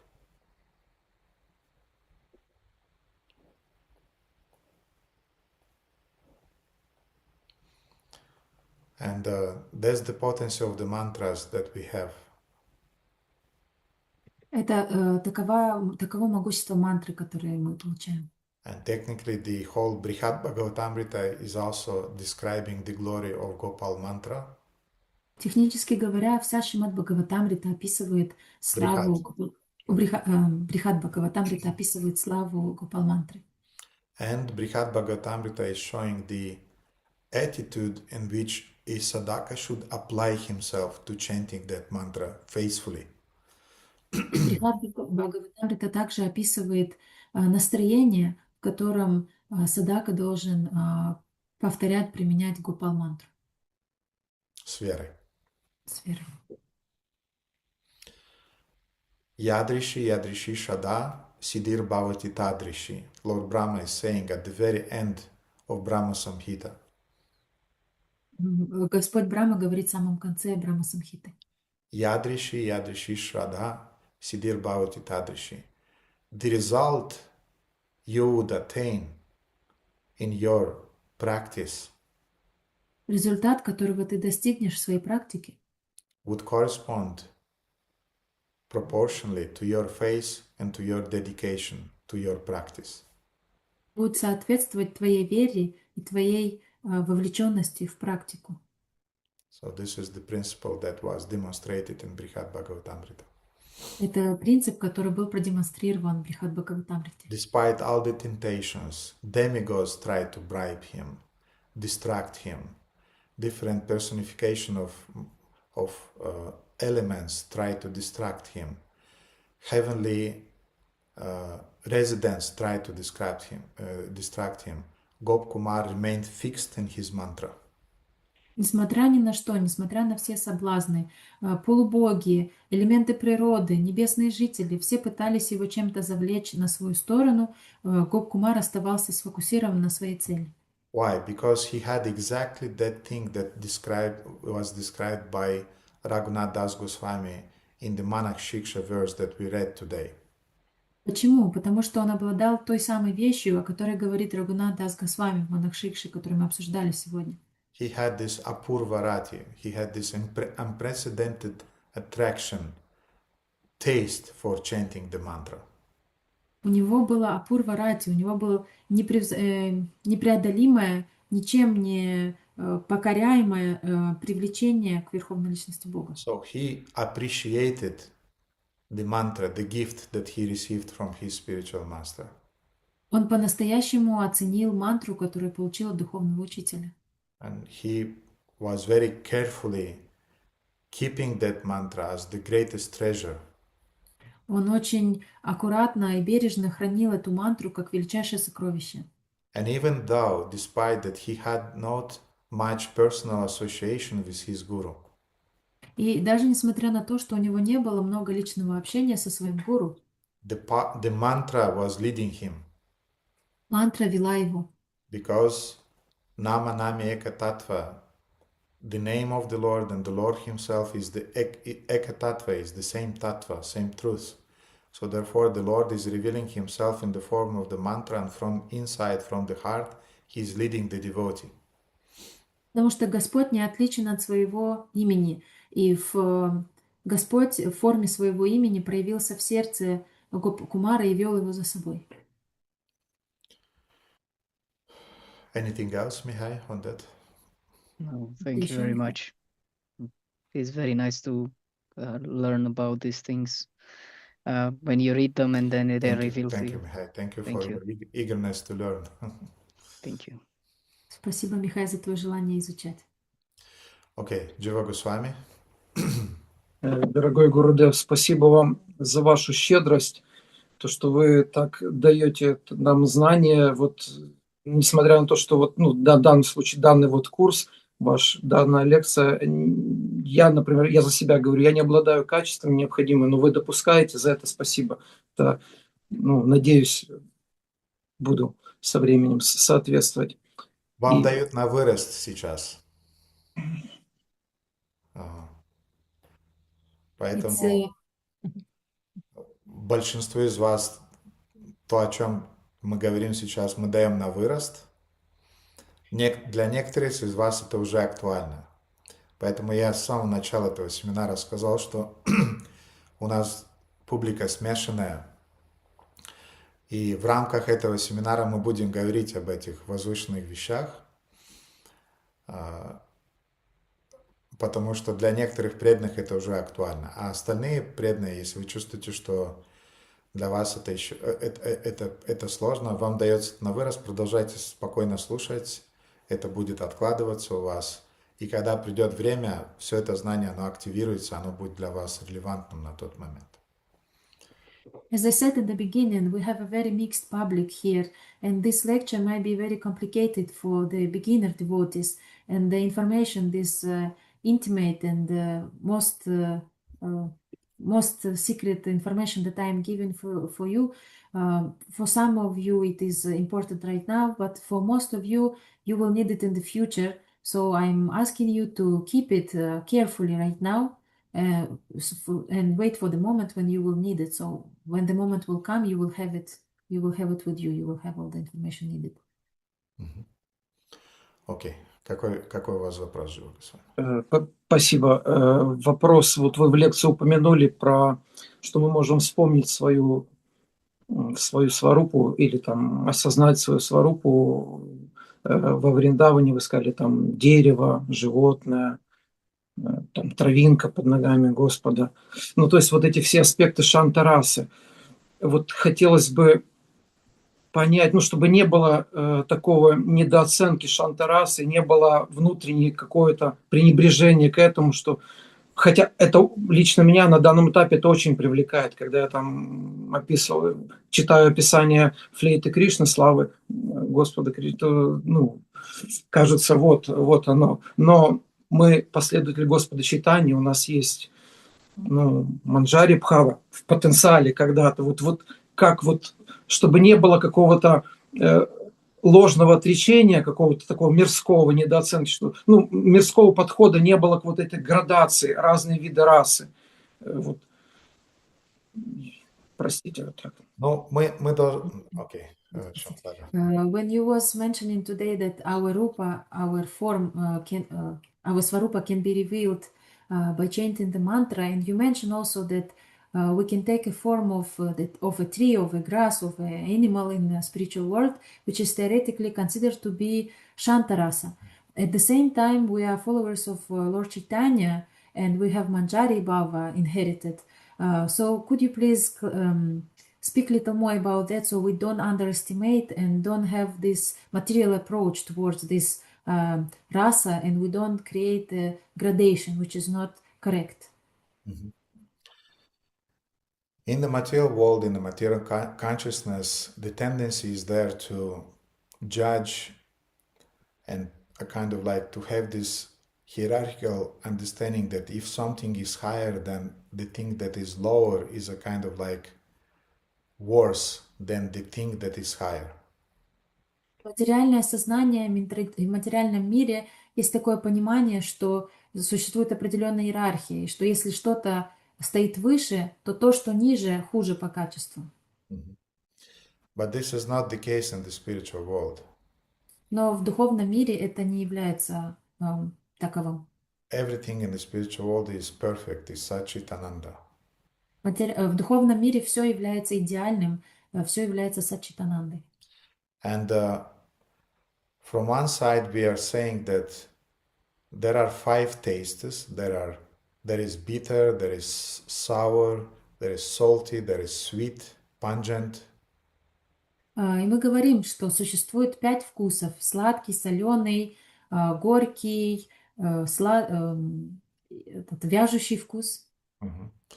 And technically Ayurveda is saying that the sweet is the best of all tastes. И технически Аюрведа говорит, что сладкий это лучший из всех вкусов. But sweet is the best of all tastes for whom? Но сладкий это лучший вкус для кого? For example, our Triloki Sundari, I already spoke. She likes salty more than sweets. Например, наша Трилоки Сундари, как мы уже выяснили, она любит соленое больше, чем сладкое. Therefore, first she is eating sweets and then samosas at the end, because the best thing should be eaten at the end. Поэтому вначале она ест сладости, а потом ест самосу, потому что в конце нужно есть самое вкусное. Other devotees, they first are eating the salty samosas, and then they're eating the cake at the end, because he's the sweet, so it should be at the end. Другие преданные сначала едят самосы, а затем торт, потому что торт сладкий, его нужно есть в конце. So for Trailokya Sundari, the salty is the best of the tastes. Поэтому для Трилоки Сундари соленый это самый лучший вкус. So in the same way, for a certain devotee, Shantarasa is the best of the rasas. Таким же образом, для кого-то из преданных Шанта раса это самая лучшая из рас. For other devotees, Dasya rasa is the best of the rasas. Для другого преданного Даси раса будет лучшей. or either Sakya Rasa, Vatsalya Rasa, or Madhurya Rasa. So it's according to the individual tastes. И в соответствии со своим личным вкусом кто-то будет считать самой лучшей сакья, мадхурья или вацали расу. And we should be very, very sensitive in that way and should never judge according to highest, lowest, and things like that. И мы должны быть очень аккуратными в этом отношении, никогда не должны судить преданных в соответствии, никогда не должны судить расы, какая из них выше, а какая ниже. By keeping listening about Rasa Tattva, about Lila Tattvas, and so on, a devotee is learning to stick to his own rasa and at the same time to appreciate all other rasas. Слушая, постоянно слушая о Кришне и о расах, преданный учится понять свою расу, придерживаться ее и при этом уважительно относиться к другим расам. So the spiritual world, the inhabitants of the spiritual world, they possess this capacity to love without putting down others. У жителей духовного мира есть эта уникальная черта. Они могут любить кого-то, не принижая всех остальных. In the material world, we often have the tendency to love somebody by hating others. В материальном мире, к сожалению, у нас есть такая тенденция. Мы любим кого-то за счет того, что принижаем других. And in our spiritual life, we have to learn to love our spiritual master without ignoring other spiritual masters. И в нашей духовной жизни мы должны научиться любить своего духовного учителя без того, чтобы игнорировать остальных духовных учителей. We have to learn to love Shri Krishna and Srimati Radharani and the gopis without deriding other forms of Lord Narayana, Lord Vishnu, Lord Ramachandra and their devotees. Мы должны научиться любить Радху, Кришну, Гопи и всех преданных без того, чтобы опускать вниз и принижать значение других воплощений Господа и преданных этих воплощений. So by keeping listening about this rasa tattva from our acharyas, from our spiritual masters, we will learn this art. Поэтому, продолжая слушать о раса-татве от наших ачарьев, от наших духовных учителей, мы научимся этому искусству. Спасибо большое, дорогой Гурудев. Если позволите, еще очень короткий вопрос, такой практический. Вот Михай Прабhu упомянул Брихат Бхагаватамриту. Она относится тоже к тому, что только после 3 раза надо прочитать все книги Шрилы Прабхупады, и можно, простите, это Джайвадхарма туда же, можно сказать. Вот такие вот гранды, которым... The question is regarding Brihad Bhagavatamritam, Jaiva Dharma. You once said that we should first 3 times read the books of Srila Prabhupada and only after that we can study other books. Does it relate to Brihad Bhagavatamrita, Jaiva Dharma? Technically not 3 times, but 4 times. Технически даже не 3 раза, а 4. So usually my stand is that yes, devotees should 4 times read Srila Prabhupada's books before starting reading anything else. Да, обычно я утверждаю, что преданные должны как минимум 4 раза прочитать все книги Шрилы Прабхупады перед тем, как перейти к другим книгам ачарьев. But things can be changed if you, for example, would provide me a very tasty pizza or a cake. I can change my attitude towards that question. Но я могу изменить свое отношение к этому вопросу, если вы предоставите мне вкусную пиццу или вкусный торт, например. Then, in that case, I can make some adjustment. В этом случае я могу сделать некоторые поправку. Да. And the adjustment would be the following. А поправка будет следующая. Read at least 1 time all the books of Srila Prabhupada. Прочитайте хотя бы 1 раз все книги Шрилы Прабхупады. Then, go on reading Prabhupada's books. For example, again, you are reading Srimad Bhagavatam again. Затем продолжайте читать книги Шрилы Прабхупады. Например, вы 2-й раз перечитываете Шримад Бхагаватам. And you are now on the 2nd canto 3rd chapter, for example. И, например, вы сейчас на второй песне, третьей главе. And you have 1 hour or 1.5 hour for reading during the day. И в течение дня у вас час-полтора на чтение. Divide your time in 2. Раздели это время на две. You keep 45 minutes to read Srimad Bhagavatam, to go on reading Srimad Bhagavatam, because we have to read constantly Prabhupada's books. Prabhupada's books are our main shastras that we have to study. 45 минут из этого времени ты будешь продолжать читать книги Шрилы Прабхупады, потому что это наша основа, мы должны постоянно читать книги Шрилы Прабхупады. Another 45 minutes, you can start reading Brihad Bhagavatamrita or Jaiva Dharma in parallel with Prabhupada's books. В остальные 45 минут ты можешь начать читать Брихад Бхагаватамриту или Джайва Дхарму, но ты должен делать это одновременно изучая книги Шрилы Прабхупады. So there are two extremes. И есть две крайности. I heard once a devotee said, I never read Brihad Bhagavatamrita. I never read Chaitanya Shikshamrita. I'm reading only Prabhupada's books. Я слышала от преданных, кто-то говорил, я никогда не читал Брихад Бхагаватамриту, я никогда не читал Чайтанья Шикшамриту, я читаю только книги Шрилы Прабхупады. Okay, but Prabhupada also said that we should read the books of previous acharyas. Это, конечно, хорошо, но Шрила Прабхупада также говорил, что мы должны изучать книги предыдущих ачарьев. Another extreme, I'm reading only the books of previous acharyas because Prabhupada's books are for the kindergarten, are ABC for kindergarten devotees. А другая крайность, это когда преданные считают, что я буду читать только книги предыдущих ачарьев, потому что книги Шрилы Прабхупады — это азбука для начинающих преданных. Это детский сад, да, для преданных. Это уровень детского сада, да. Да. So both of these things are extremes. Обе этих вещи — это крайности. Why not maintain your loyalty towards Srila Prabhupada and at the same time study the books of previous acharyas? Почему не делать это одновременно, сохраняя преданность Шриле Прабхупаде, одновременно изучать книги предыдущих ачарьев? Therefore, I would recommend devotees at least one round, one time, all the books of Prabhupada, you read them, and then go on reading Prabhupada's books as your main source of strength, spiritual strength. And in parallel, you can start, under the guidance of the spiritual master, you can start reading other books with his blessings. Поэтому я советую преданным хотя бы один раз прочитайте полностью все книги Шрилы Прабхупады, а затем, продолжая изучать книги Шрилы Прабхупады, считая их своим основным источником силы, источником изучения, вы можете начать изучать книги предыдущих ачарьев, посоветовавшись и получив наставление от духовного учителя предварительно. Делай это параллельно. Делай это параллельно. Спасибо, дорогой Гурудев. Спасибо. Харе Кришна.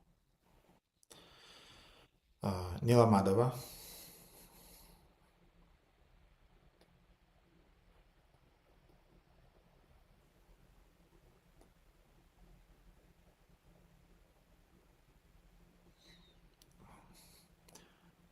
Нила Мадава disappeared.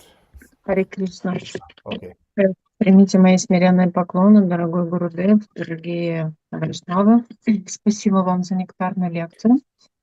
У меня возник такой вопрос. Вот когда воспеваешь Гопалу мантру, мы должны размышлять над 5 составляющих ее слов. И в лекции вы сказали, что все имена указывают на Кришну. Или мы должны добавочно еще медитировать на мантру или на янтру. Помогите, пожалуйста, разобраться в этом. Харе Кришна. While chanting Gopal mantra, we are supposed to meditate on the 5 syllables of this mantra, or should we meditate on the yantra as well? Nilamadana, when I'll give you the Gopal mantra, I'll explain it to you. Когда я вам дам Гопал мантру, я вам объясню. Когда я тебе дам Гопал мантру, я объясню тебе. Тогда у меня еще есть. Да, можно задавать еще вопросы? Да, можно. Э, Вот я понимаю так, что Брахма, то есть передал мантру. эм, То есть вопрос такой, откуда Брахма узнал Гопал мантру? My question И is, мгм. where did Brahma get Gopal mantra from? Ниламадова, ты слышала когда-нибудь стих «Тене брама хридая ади Мгм. каве»? И Ниламадова, have you еще heard? мы знаем, что есть 4 сампрадаи. Эту мантру передавали всем 4 сампрадаям, или они воспевают совсем другие мантры? Ниламадова, ответь на мой вопрос. Да. Что такое «Тене брама хридая ади каве»? Ну, я вам Это первый стих из Шримад Бхагаватам. Что там говорится? Да, это самый главный стих из Шримад Бхагаватам, который дается в знании о Брахмане. Да. Это Ниламадова сейчас как троечница у доски. Ладно, я не буду мучиться. Работает. Там говорится, «Тене брама хридая ади каве», что Господь открыл в сердце Господу Браме, открыл все секреты ведического знания. The first mantra that Gurudev quoted right now is the first mantra of Srimad Bhagavatam, and it is said there that the Lord Himself revealed all the knowledge in the heart of Brahma. So, Gopal mantra was revealed in the heart of Lord Brahma by the Lord Himself. Итак, Гопал мантру проявил сам Господь в сердце Брамы Along with Kama Gayatri. вместе с Кама Гайтри. And then Lord Brahma transmitted that mantra further. И затем Господь Брахма передавал эту мантру дальше. In other sampradayas, there are other founder acharyas of those sampradayas, for example, Lakshmi Devi. В других сампрадаях другие ачарьи, основатели этих сампрадай, например, Лакшми Деви. And she was revealing, in her heart was revealed other mantra by the Lord. И в ее сердце проявилась другая мантра. Господь дал ей другую мантру. And Lakshmi Devi transmitted that mantra further in Shri Sampradaya. И Лакшми Деви передала эту мантру дальше в Шри Сампрадае. Om Namo Narayanaya, that was the mantra. Такова была мантра, которую получил Лакшми Деви. And all the sampradayas, they have their own mantras. И у всех сампрадай свои собственные мантры. And by sticking to those mantras, the devotees attain perfection. И развивая отношения с этой мантрой, преданные достигают совершенства. In our sampradaya, we have the Hare Krishna mantra revealed by Lord Brahma, and we have the Gopal mantra which we receive at the time of Diksha. В нашей сампрадае у нас есть Гопал мантры, Гопал мантра, который получил Брахма, и также Дикша. В нашей сампрадае мы повторяем Хари Кришна мантру, которую получил Господь Брахма, тоже в своем сердце он ее передает. И Гопал мантра, которая тоже исходит от Господа Брахмы, которую мы получаем во время дикши, во время посвящения. Что-то еще, Ниламадова? Да, можно еще спросить. Вот в книге Гайатри мантре Шачинандана с вами, там в конце есть много-много мантр. Да. Например, мантру, посвященную Нараяне Татве, Нарисимха Татве. Мы имеем право читать эти мантры или нет? In the book of Shachinandana Maharaj, the book called Gayatri Mantras, he published other Gayatri mantras to Narayana, to Lord Narasimhadev. Do you have a right to chant these mantras? Ниламадова, я сейчас тебя буду ругать. Nilamadova, I gonna chastise you like anything now. Я не давал тебе права читать Гайатри, книгу о Гайатри Шачинанда Махараджа, первый момент. I didn't give instruction to read the book of Shachinanda Maharaj about Gayatri mantras. Технически эту книгу нужно читать тем преданным, которые получили второе посвящение. So technically this book should be read by those devotees who received second initiation. Technically this seminar should be listened by devotees who received second initiation. Технически даже этот семинар должны слушать преданные, которые уже получили вторую инициацию. Интересно. Therefore, when the time would come, I would explain more details. Now, in the frame of this seminar, I'm giving some details, but still they're quite general. Поэтому, когда придет время, я дам тебе все детали, я объясню тебе все подробнее. Сейчас то, что мы обсуждаем, это в общих чертах.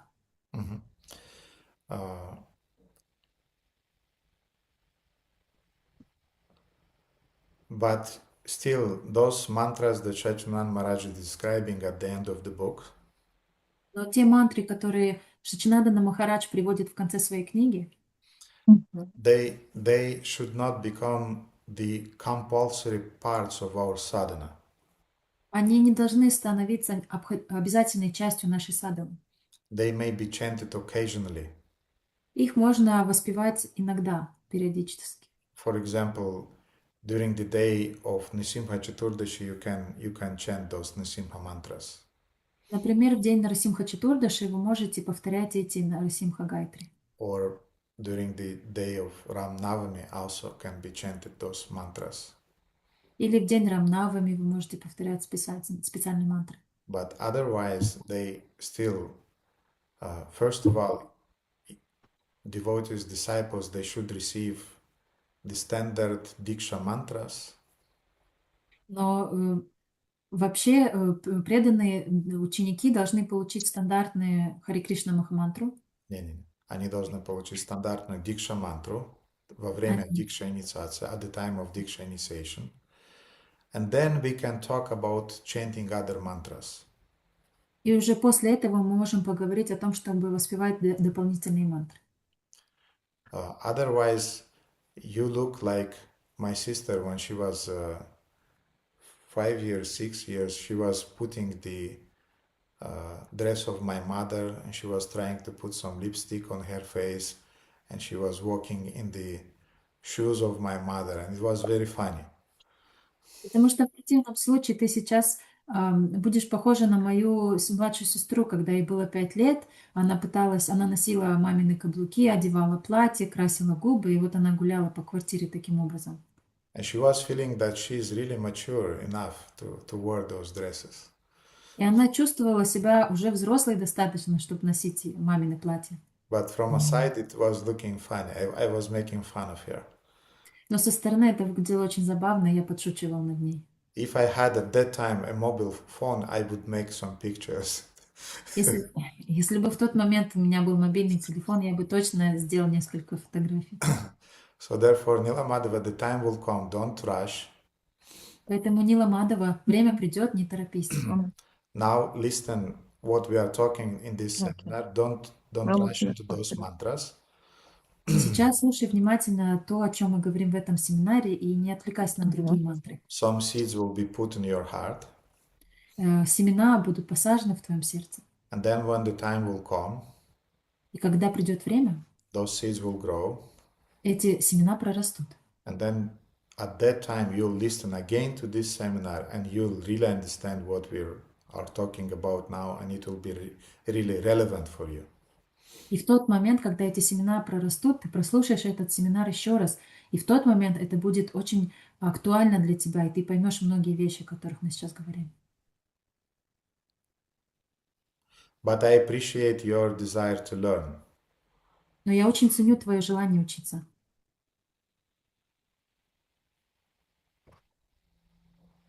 Vă mulțumesc, asta e datorită dumneavoastră. Mulțumesc foarte mult pentru răspunsul complet care mi-ați dat. Pentru că sunt așa, cum sunt. Mulțumesc mult. Cu mare drag, Nila Madhava. Гурудев, можно я задам фоллоуап к этому вопросу? Да, можно. Правильно я тогда поняла, что именно в нашей сампрадае у нас есть, именно потому что Брахма получил Кама Гайтри и Гопал мантру, в нашей сампрадае есть доступ к вот этой мадхури расе, а в других сампрадаях ее нет, потому что они получили другие мантры, то есть можно ли это тоже соединить? Do I understand correct that our sampradaya have access to Madhurya rasa exactly because Lord Brahma got this Gayatri and Kama Gayatri and Gopal mantra, and other sampradayas they didn't get it, so they don't have access to this rasa. Pushti Marg, it's a parallel sampradaya with us, Kumara sampradaya, I think. They has some understanding of Madhurya rasa. Параллельная сампрадая Пушти Мар, кажется, это Кумара сампрадая, у них тоже есть какое-то понимание Мадхури расы. But their mood is not Svakya rasa, their mood is not Parakya rasa, it's Svakya. Maybe I'm confusing now, but the idea is that they perceive Radha and Krishna as eternally married couple. They don't have our mood in which we are worshipping Radha and Krishna in unmarried relationship. They don't accept that. Но они относятся к Кришне, как к Радхе и Кришне, как супружеской паре. Они не признают служение Радхи и Кришны, какое делаем мы, когда они в паракии рас. Therefore, at least in Kumara Sampradaya, there is some understanding about this kind of very, very confidential worship of Radha and Krishna. Other Sampradaya, Shri Sampradaya, no, they are in the Vaikuntha mood, Aishwarya mood. Поэтому в Кумара Сампрадае есть какое-то понимание Мадхури расе, в других Сампрадаях, Лакшми Сампрадая, Шри Сампрадая, там настроение Айшвари. Можно еще? Madhava Sampradaya, original Madhava Sampradaya, also they has this mood of Aishwarya. И изначальная Мадхава Сампрадая, у них тоже настроение Айшвари. А можно я еще один вопрос? Я еще имела в виду, что именно не только то, что понятие, само понимание, что есть Мадхури раса, а то, что наша сварупа может быть... То есть правильно я понимаю, что в Кумара Сампрадая, например, они не могут... их сварупа не может быть гопи, потому что это тоже паракия раса. То есть только в этой сампрадае есть возможность... то есть сварупа как гопи, как манджари, возможно только в Брахма Мадхава. Манджари есть только в нашей сампрадае, Манджари Бава в нашей сампрадае. Гопи Бава, я думаю, есть в Кумара сампрадае, у них есть это настроение. Манджари Бава, Гопи Бава, you said, sorry. Yes, in Kumara Sampradaya they have some understanding about the Gopi Bava, serving Shrimati Radharani in the mood of a Gopi. But serving in the mood of a Manjari, this is typical for our Sampradaya, it's very confidential.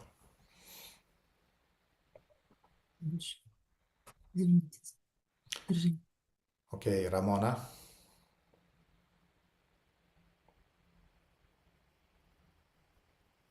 Hare Krishna, dear Gurudev. Thank you for the lecture. My question is, how does Krishna usually reciprocate in a relationship to his devotees? Мой вопрос в том, как Кришна обычно отвечает в отношениях с преданными. He reciprocates according to the principle that he is describing in Bhagavad Gita. Он взаимодействует с преданными в соответствии с принципом, который он описывает в Бхагавад-гите. Yeyathammam prapadyante. How a person is addressing me, relating to me, I reciprocate with him or with her accordingly. Как человек предается мне, так я ему отвечаю. So, to the degree a devotee is surrendering to Krishna, to that degree Krishna reveals himself to that devotee. В той степени, какой преданный предается Кришне, в такой степени он отвечает и предстает перед преданным. To the degree a living entity is hiding from Krishna, to that degree Krishna is remaining hidden from such a person.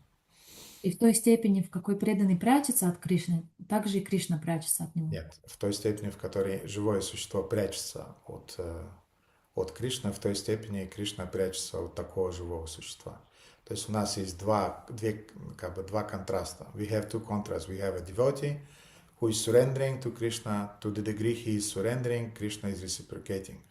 And we have a non-devotee who is hiding from Krishna. To the degree non-devotee is hiding from Krishna, to that degree Krishna is hiding from that living entity. Если преданный предается Кришне, Кришна отвечает и проявляется перед ним. А когда непреданный прячется от Кришны, Кришна также не проявляется перед этим человеком и прячется от него. Anything else on that, Ramana? Okay, thank you. Anugatya? Спасибо большое за лекцию, Гурудев. Мне как бы еще недоступны пока, да, упанишады, которые мы изучаем. Поэтому мой вопрос, он такой более примитивный, и он касается истории последней, которую вы рассказывали. И вот как бы я просто время от времени задаюсь этим вопросом. Получается, есть ситуации, когда там близкое окружение Кришны, они там как бы смеются над ним немножко, да, как бы вот такое отношение, шутят, да. И как бы они не верят, когда Кришна говорит им, вот я же Господь, я держал землю, у них нету как бы, да, веры такой, что, ну, как бы в самом деле это Бог, у них другое отношение к Нему.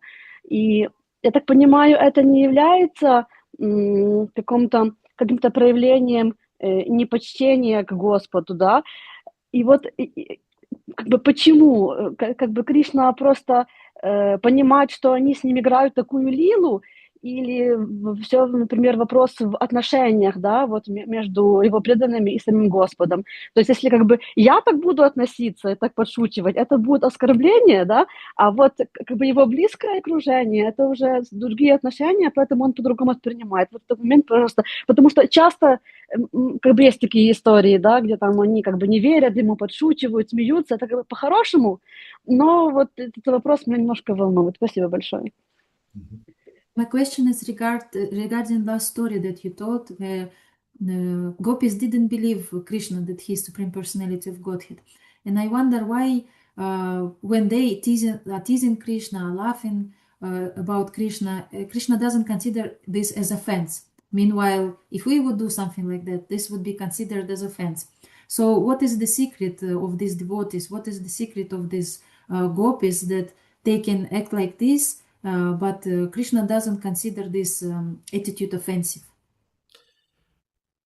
We should remember that all the gopis, the gopas, Krishna's parents and so on, and those of them who are sadhakas, no, let's say, I'll confuse you. Let's say like that. To attain this level of familiarity with the Lord that is manifested by the gopas and the gopis in the spiritual world is possible only for a devotee who was a self-realized yogi and jnani in previous lives. Достичь такой близости в общении с Господом, чтобы позволять себе то, что позволяют гопи, значит в прошлой жизни стать реализованным, просветленным мудрецом, который достиг совершенства. So you have to have in the back of your, let's say, career and devotional life, you have to have many, many lifetimes dedicated to knowledge, dedicated to self-realization. And as a result of those lifetimes dedicated to knowledge, self-realization, austerity, finally you achieve pure devotional service, and then you achieve that position to have this kind of familiar relationship with the Lord. То есть в карьере вас как преданного означает, что у вас было на протяжении многих жизней, многие жизни были посвящены изучению, аскезам, самореализации. И после того, как вы на протяжении многих жизней учились вы достигаете чистого преданного служения, и только потом таких отношений близких с Кришной. So, in other words, if you are not a self-realized soul who understood the whole purpose of the Vedic knowledge, you would never achieve such a position. Другими словами, если ты не являешься осознанной, просветленным мудрецом, который изучил все знание, ты никогда не достигнешь такого положения гопи. Therefore, they are doing it not because they lack knowledge. Поэтому они делают так не потому, что у них не хватает знаний.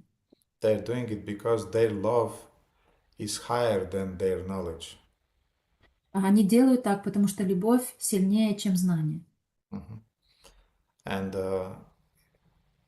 being covered by the yoga maya of the Supreme Lord, they forget the godhood of the Supreme Lord.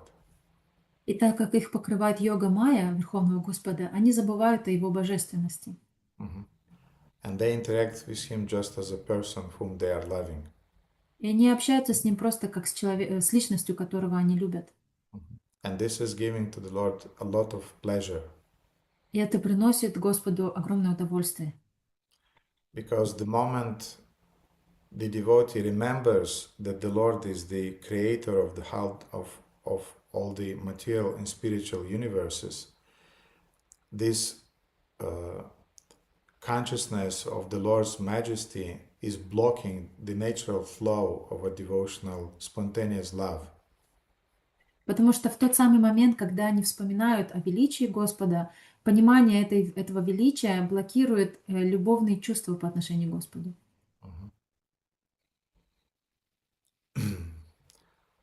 But the moment they forget that the Supreme Lord is the original creator of all the material spiritual worlds, then they can interact with Him as a person in different rasas, and this is bringing to Krishna a lot of joy. Otherwise, He would be surrounded just by devotees who are standing like that and they are scared and afraid of Him. Но в момент, когда они забывают, что Он Создатель Вселенной, это позволяет им общаться с Ним как с личностью в различных расах, и именно такое общение приносит Кришне большое удовольствие. В противном случае он бы был окружен преданными, которые застыли в испуге и в изумлении, и в восхищении перед Ним.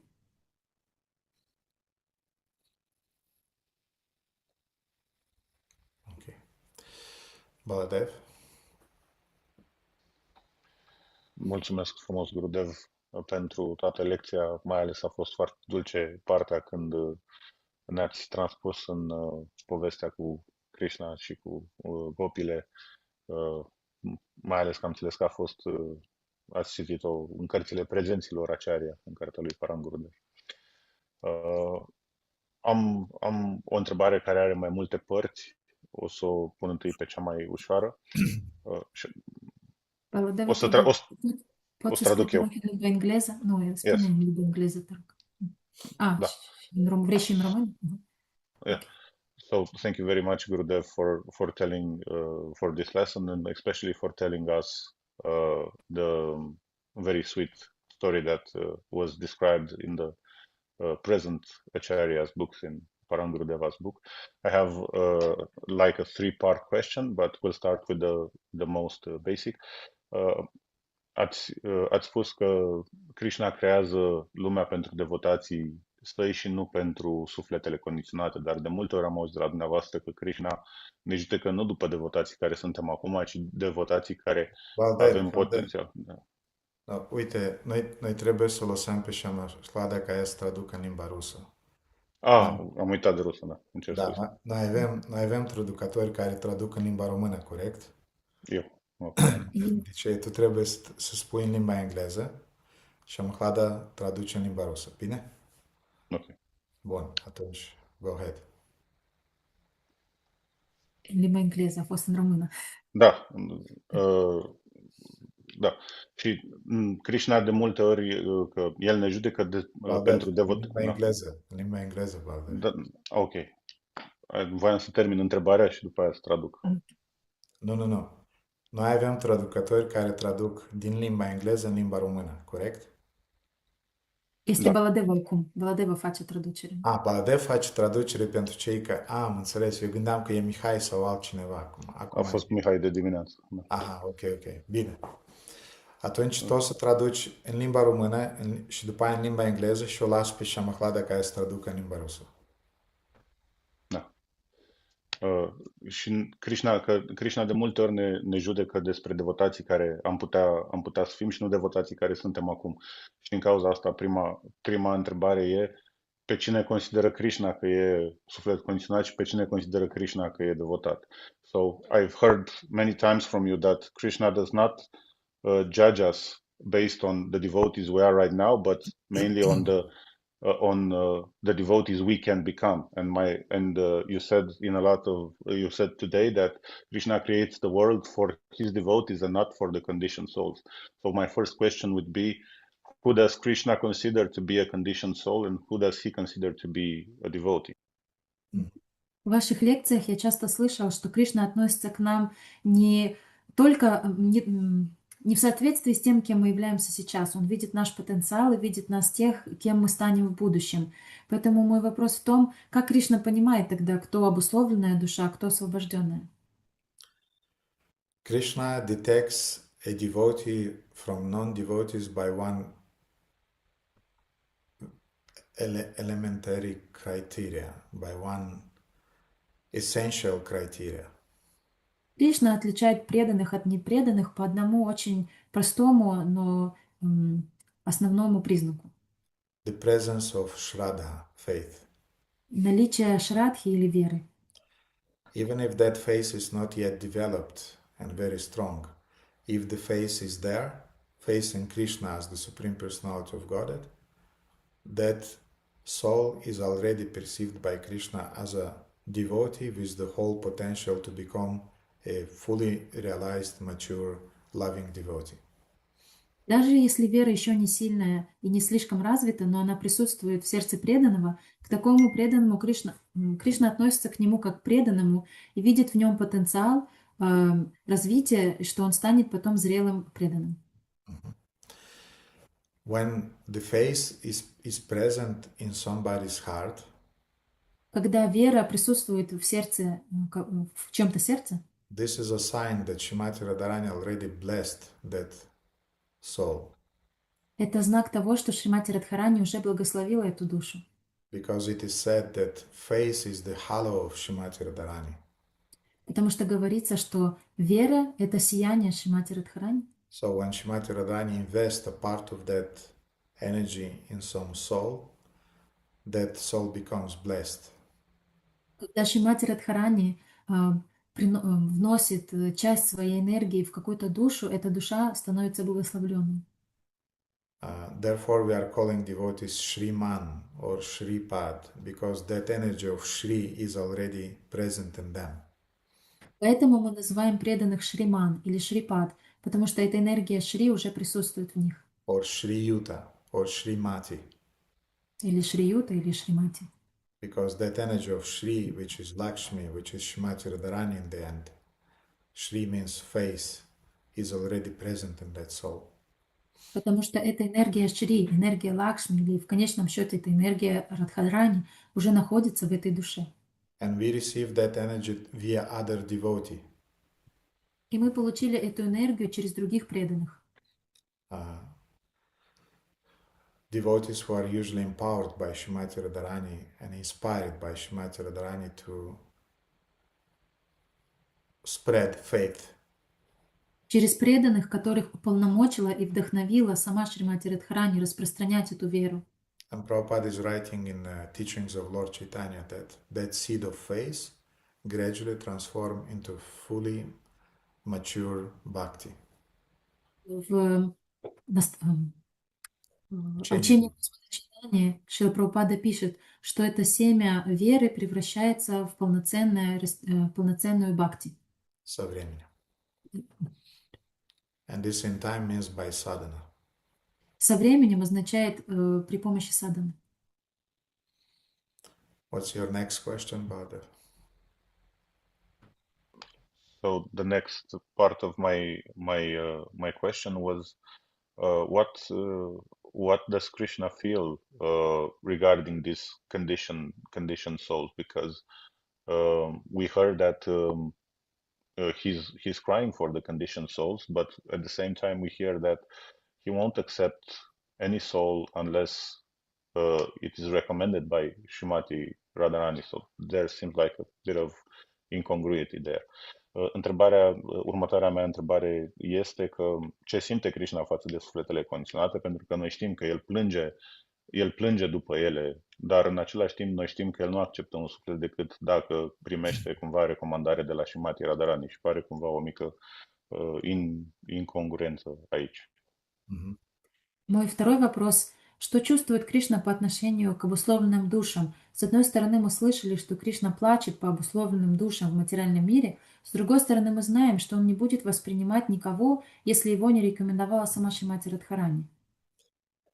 When I've grown mature and mature from the spiritual point of view and morals point of view, human being is looking at a child. What does he see there? Когда взрослый и зрелый с материальной точки зрения человек смотрит на ребенка, что он там видит? He see a potential human being. Он видит потенциал человека. In this phase of life, this child is innocent, is ignorant, innocent, and it lacks strength, it lacks education, and so on. But the mature person is looking and is seeing the potential there. На этой стадии ребенок может быть слабым, может не обладать знанием, может быть невинным, но Кришна видит его на уровне, как видит в нем, вернее, но мы, как взрослые люди, зрелые, видим в нем потенциал, что этот ребенок может стать взрослым. So in the same way, when Krishna is looking at a beginner devotee who is just blessed by faith, he is seeing the whole potential of that devotee to become a mature devotee.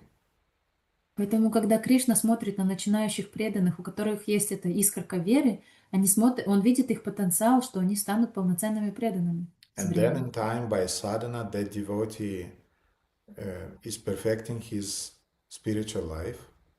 Со временем при помощи садханы этот преданный укрепляет свою духовную жизнь. And then in time, that devotee develops an inner greed and hankering to receive Srimati Radharani's mercy. И со временем такой преданный развивает в себе острое желание и жажду получить милость Шримати Радхарани. And after some time, how long that time would be, Srimati Radharani decides herself, but she is blessing that devotee. И со временем только сама Шримати Радхарани решает, сколько времени для этого нужно. Она дает свое благословение такому живому существу. And she is introducing that devotee to Shri Krishna. She is recommending him to Shri Krishna. И она представляет этого преданного, она рекомендует этого преданного Шри Кришне. And then Krishna accepts that devotee as his eternal associate because Srimati Radharani recommended him. И тогда Кришна признает в этом преданном своего вечного спутника, потому что сама Шримати Радхарани порекомендовала его. But meanwhile, all the way of that devotee's perfection, Krishna is seeing his potential. Тем временем, пока преданный находится на своем пути к совершенству, Кришна видит его потенциал. And appreciates it and is guiding him. Он ценит это, и он наставляет такого преданного. Guiding from within as Antaryami Guru, Chaitya Guru, and guiding from without in external in the form of Shri Guru. Наставляет его изнутри в форме антарьями, как Параматма, и он наставляет его снаружи в форме Шри Гуру.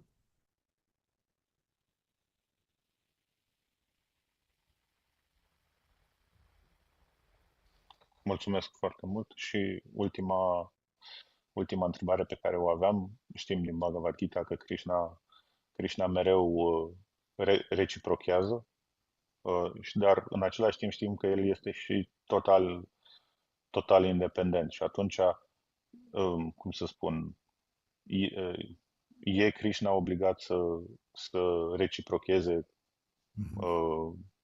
sau are și el niște, de exemplu, dacă un suflet condiționat e total ignorant față de el și Krishna plânge după el, nu pare că e exact o reciprocare. Pare că și Krishna, fiind o persoană, are propriile lui sentimente față de această situație. So I wanted to, we know from Bhagavad Gita that Krishna always reciprocates, but for example, let's take a totally conditioned soul that just is ignoring or doesn't know about Krishna, and Krishna is crying after him. There doesn't seem to be like a reciprocation there, and Krishna is also completely independent. So is Krishna obliged to reciprocate, or how does this work? В Бхагавад-гите говорится, что Кришна отвечает преданным, как бы всегда отвечает, всегда взаимодействует с преданными. В то же самое время он является полностью независимым. Если такая ситуация, когда обусловленная душа полностью игнорирует присутствие Кришны, а Кришна плачет по этой душе, может ли такое быть? Это не очень похоже на взаимодействие. Да. Как взаимодействует Кришна? This reciprocation may remain on the passive level. Это взаимодействие может оставаться на пассивном уровне. On the level when Krishna is giving the freedom of choice to that living entity. На этом уровне Кришна дает живому существу свободу выбора. So he cries for the living entity. Так он плачет по живым существам. He feels compassion. Он чувствует сострадание к ним. But at the same time, he is not taking away the freedom of the living entity to do as the living entity wants to do. В то же самое время он не отбирает у живых существ свободу выбора делать то, что они хотят. Therefore, he reciprocates, but in a passive way from a distance. Поэтому он взаимодействует с живым существом, но пассивно, на дистанции. Giving him the freedom of moving around and doing all the crazy things that the living entity wants to do. Он предоставляет им свободу делать все, что они хотят в этом материальном мире. Like a loving and mature parent who is giving his teenager son or daughter the freedom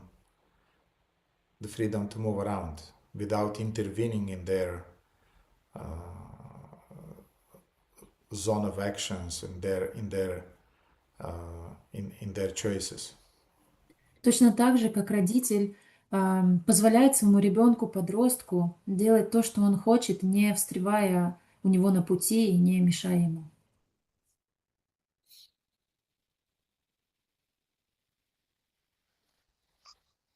Thank you so much, Gurudev, for all these answers. Thank you so much. So it's clear, but it's clear for you, yeah? Yeah, it's clear for me now. No. So reciprocation doesn't necessarily should be active; it can be passive. Взаимодействие не обязательно означает какое-то активное взаимодействие. Это может быть пассивным. And that's exactly how Paramatma is described, that he is upadrashta anumanta cha, is a passive reciprocation.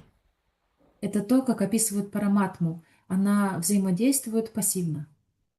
Upadrashta is watching, and anumanta is allowing you to act as you want. Упадрашта означает, что она наблюдает за вами, а нуманта означает, что она позволяет вам делать все, что вы захотите. But is there, is watching you. Но она находится там, и она наблюдает за вами.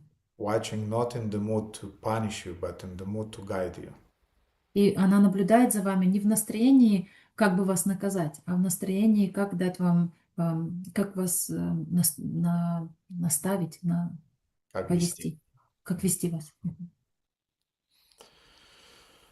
Okay, 2 more questions, and that's it for today. So Aruna Govinda and then Hriday Chaitanya.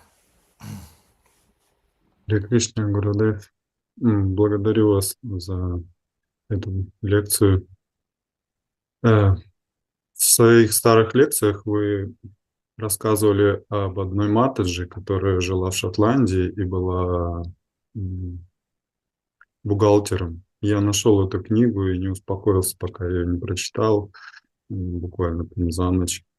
И вот ей Кришна открыл ее служение. Но там ничего не говорилось, а вот о росте ее. Это обязательно ли это постепенный нама, рупа, лила, или Кришна может вот внезапно открыть тебе твое служение?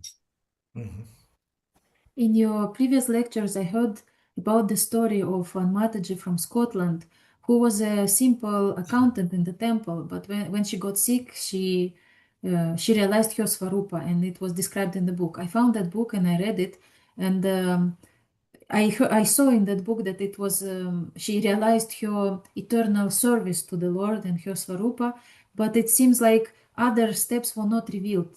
It was not like Nama, Guna, Rupa, Lila. Is it possible that Krishna just reveals everything all together at once, or it has to be step by step necessarily? So general rule, let's say, is that Nama, Rupa, Guna, Lila, and Parikars are revealed gradually. Обычное правило в обычном порядке вещей Нама, Рупа, Гуна и Лила проявляются друг за другом постепенно.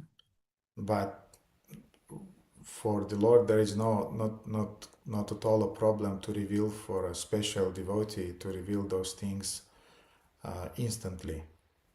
Но для Господа не является никакой проблемой для какого-то особенного преданного проявить все это в одно мгновение. The Lord is creating the rules and He can break them because He is the origin of those rules. Господь создает правила, и Он же может их нарушить в любой момент, потому что Он является источником всех правил. Love is above justice. Любовь превосходит справедливость. According to the law of justice, somebody should advance gradually. По закону справедливости человек должен прогрессировать поэтапно. But if there is love from the part of the Lord towards His devotee, and as a way of reciprocating with that loving devotee, then the Lord doesn't follow any justice anymore. He's just he do whatever He considers to be done at that point. Но если существует любовь между преданным и Господом, Он вправе решать и нарушать все законы справедливости, Он вправе решать, дать преданному все, что Он считает нужным, как Он считает нужным. Интересный такой момент, то что с внешней точки зрения она была среднестатистической преданной, но, видимо, что-то у нее было внутри, в сердце.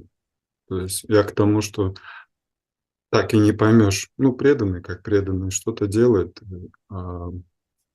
можешь очень сильно, получается, ошибиться в своих каких-то суждениях. It was very interesting for me to read about this story. She was externally she was a very simple devotee, but apparently there was something very special in her heart that attracted Krishna. And I realized that we have to be very careful judging other devotees about their level, about their level. Yes, externally the deity looks made from marble or iron. Да, с внешней точки зрения божества делают из мрамора или из металла. From the external point of view, kirtan is just music. С внешней точки зрения киртан — это просто музыка. Ganga is just a dirty in some places river. А Ганга — это просто река, особенно грязная в некоторых местах. And the devotee looks like an ordinary accountant in the yatra. А преданный выглядит как обычный рядовой бухгалтер в ятре. But you don't know the history of many lives of advancement, previous advancement made by that Ratnanjini Mataji in her previous life. I think Ratnanjini was her name, or you don't remember? Shamplada, you remember? No. Я just Anyway, so you don't know the history of previous advancement of that Mataji, of that lady. Но мы не знаем все те жизни, которые прожила эта Матаджи, и какого уровня она достигла в своем прогрессе. Therefore, externally what we see is maybe very far away from the reality. Поэтому то, что мы видим снаружи, может быть очень далеким от реальности. Therefore, sadhu savadan, devotees, be careful, don't judge and don't offend other devotees. You never know who is standing before you. Поэтому, преданные, будьте осторожны в своих суждениях о других преданных. Вы никогда не знаете, кто стоит перед вами.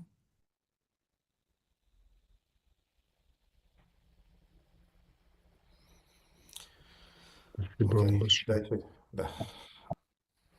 Спасибо, Арна Говинда, Хридай Читания.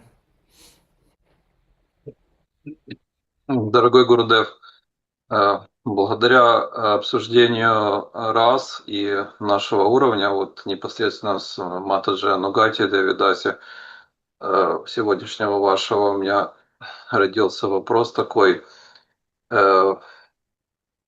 Пока вот еще уровень невысокий, да, мой преданного, и я слышал, что до какого-то времени мы должны смотреть, поклоняться Раде и Кришне, как Лакшми и Нараяне.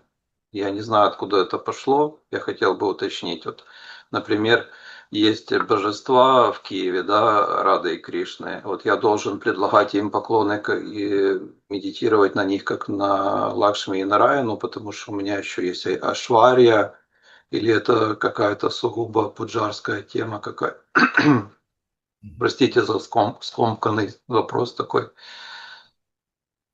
I heard that being a beginner devotee, we cannot worship Radha and Krishna as Radha and Krishna. We consider them Lakshmi and Narayana.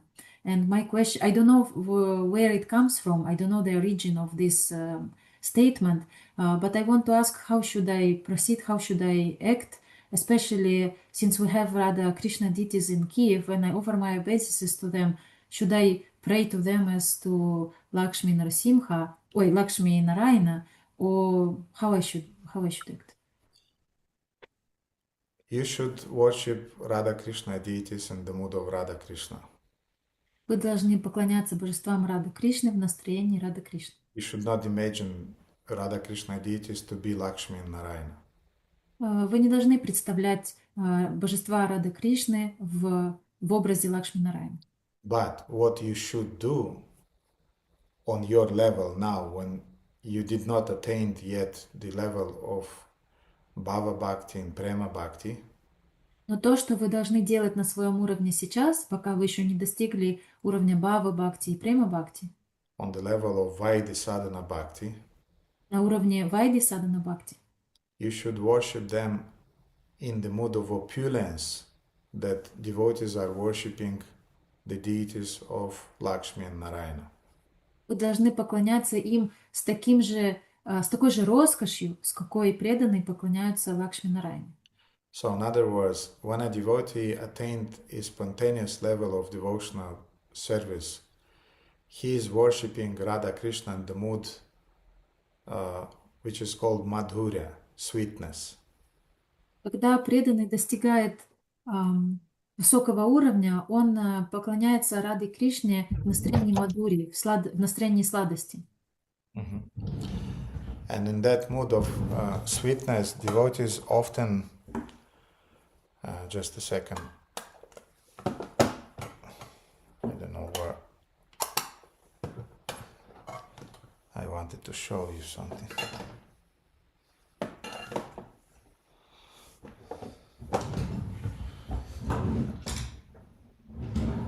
Anyway, I cannot find now it. But in Madhurya, they're using those things that are called gunjamalas. И когда они поклоняются в этом сладостном настроении мадхурии, преданные предлагают, я пытался это найти, сейчас не могу найти, то, что называется гунджамала. So those are some kind of seeds, berries that devotees in Vrindavan are offering to Krishna, and he's decorating his body. Это определенные ягоды или семена, которые преданные предлагают во Вриндаване, и, используя их, Кришна украшает свое тело. They're red and yellowish. Они красно-желтые.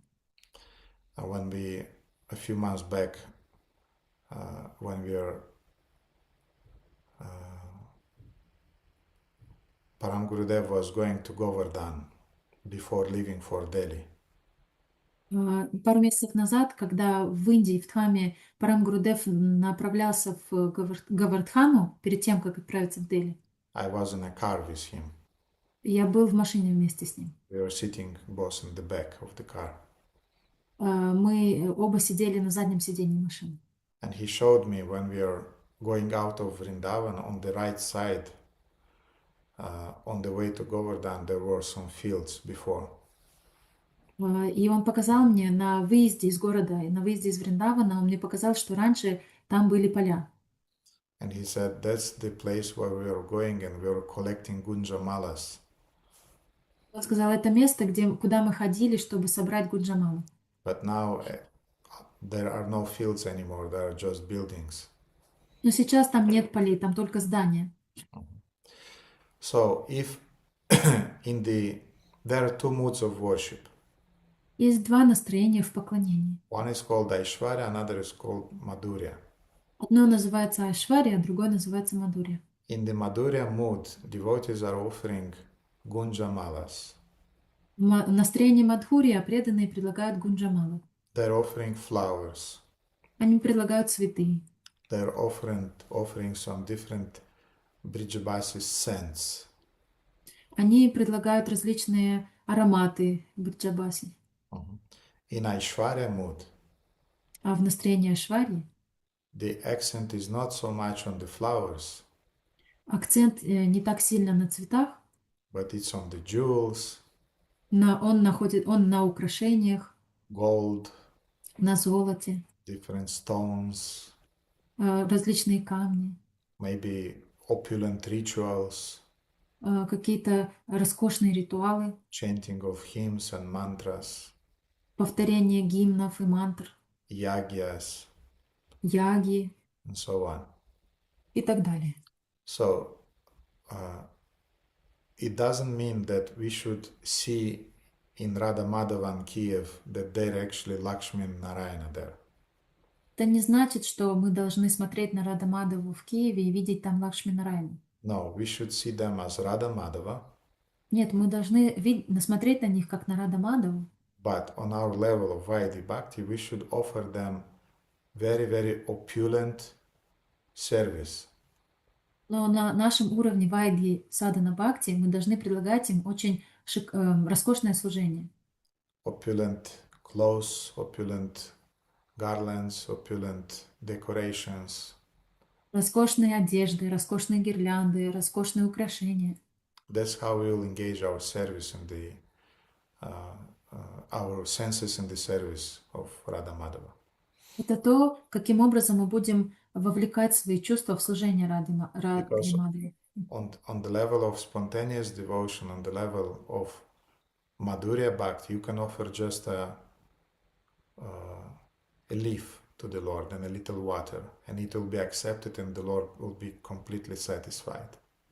Потому что на уровне Мадхури Бхавы вы можете предложить Господу простой листок и немного воды, и Господь примет это, и Он будет полностью удовлетворен и очень счастлив таким подношением. But from the point of view of preaching and bringing people to the temple to see the deities, maybe people will not really appreciate if we are worshiping the Lord just by offering one leaf and a little water. Но с проповеднической точки зрения, если мы хотим служить божествам, и чтобы люди приходили в храм и видели божеств, то люди обычно не будут впечатлены или удовлетворены, если мы просто будем предлагать листы и воду.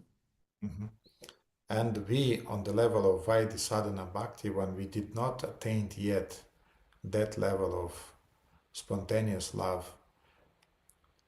for us it will not be enough to offer just a leaf. И для нас также, пока мы еще не достигли спонтанного служения и находимся на уровне Вайдхи Садана Бхакти, для нас тоже не будет достаточно просто предложить листок. Therefore, we have to offer opulent garlands, opulent decorations, opulent outfits, backdrops, aratis, so on. Поэтому мы должны предлагать роскошные украшения, роскошные одежды, арати и так далее. So that's what it means to worship Radha Krishna deities in the mode of Lakshmi Narayana. It doesn't mean that we change their personality in our minds, that actually they are not Radha Madhava, they are Lakshmi Narayana. No, this is not correct. Understand? Вот что значит поклоняться Раде Кришне в настроении Лакшми Нарайаны. И они то, что мы представляем, подменяем их личности на других божеств. They remain Radha Madhava. Они остаются Рада Мадхавой. But the style of our worship is on the level of Lakshmi Narayana, which means very opulent. Но стиль нашего поклонения на уровне Лакшми Нарайаны, что значит очень роскошный. You got it? Гурудев Чайтанья. Спасибо, Гурудев. Очень прояснили многое для меня, теперь понятно стало. Я очень рад. Okay, dear devotees, I'll show you the deities. Дорогие преданные, я покажу вам божеств. I still try to find that Gunjamala. Я все еще пытаюсь найти эту гунджамалу. And I think I have it. Кажется, я нашел.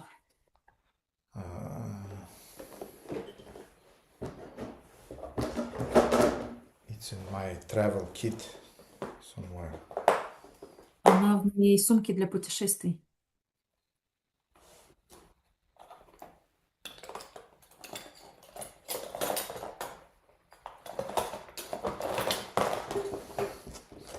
Guru Mata would kill me.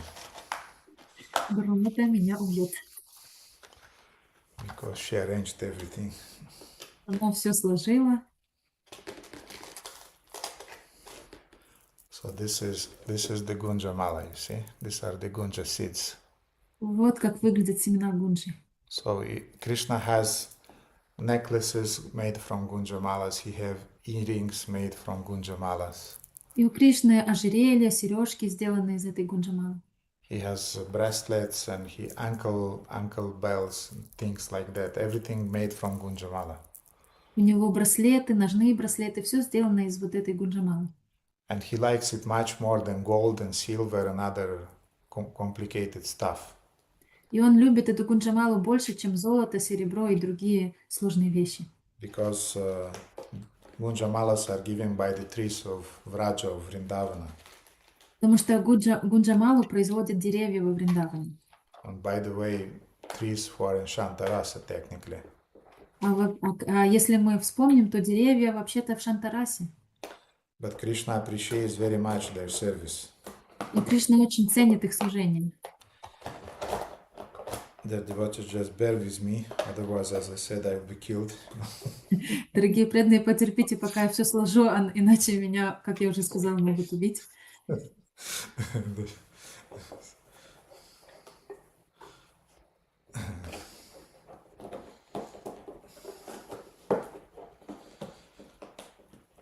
I'm joking. Guru Mata would not kill me, but she can be a little bit heavy sometimes. Конечно же, If I'm not neat and clean. Конечно же, я шучу, Гуру Мата не убьет меня, но она может расстроиться, если я не буду аккуратно раскладывать вещи. So this is the idea, yes, that Krishna likes and appreciates those typical Brijabasi decorations more than gold and silver and jewels and stones that are used in South India in worship of Lakshmi Narayana, classical Lakshmi Narayana worship. Вот эта идея, что Кришна ценит плоды, деревья, цветы больше, чем камни, золото и другие вещи, которые используются в поклонении в Южной Индии. And therefore, Hridaya Chaitanya, now I'll show you the deities and you can see those necklaces and Gopijana Vallabha has a crown, and this is exactly what we are talking about. They're Radha Krishna, they're Gopijana Vallabha, but the approach, the style is with opulence and with decorations and things like that, because that's the proper thing to do for us on our level. Поэтому, Хридой Чайтанья, когда я сейчас буду показывать божеств, ты увидишь, что у них есть ожерелье, у Гопи Джанвалаб есть корона. Это именно то, как мы подходим к поклонению. На нашем уровне мы служим как можно роскошно, насколько мы можем.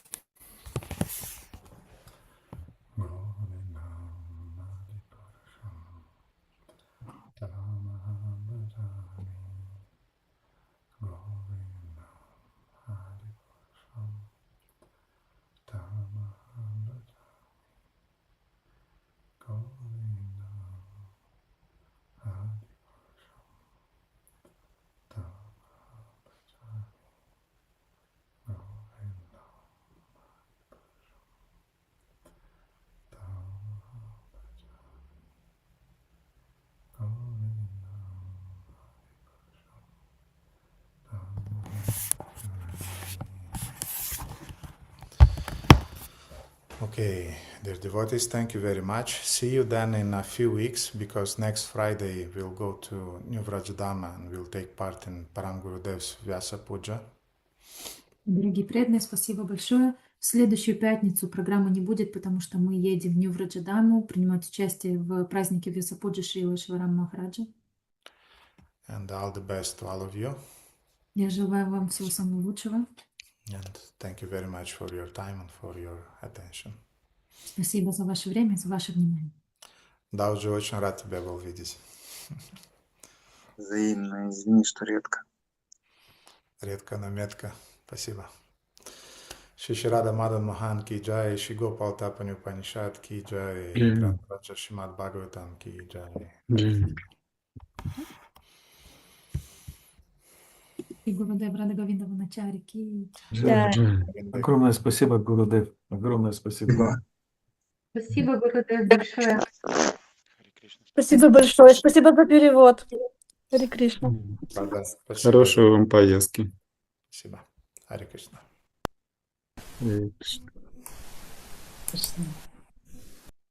Спасибо вам.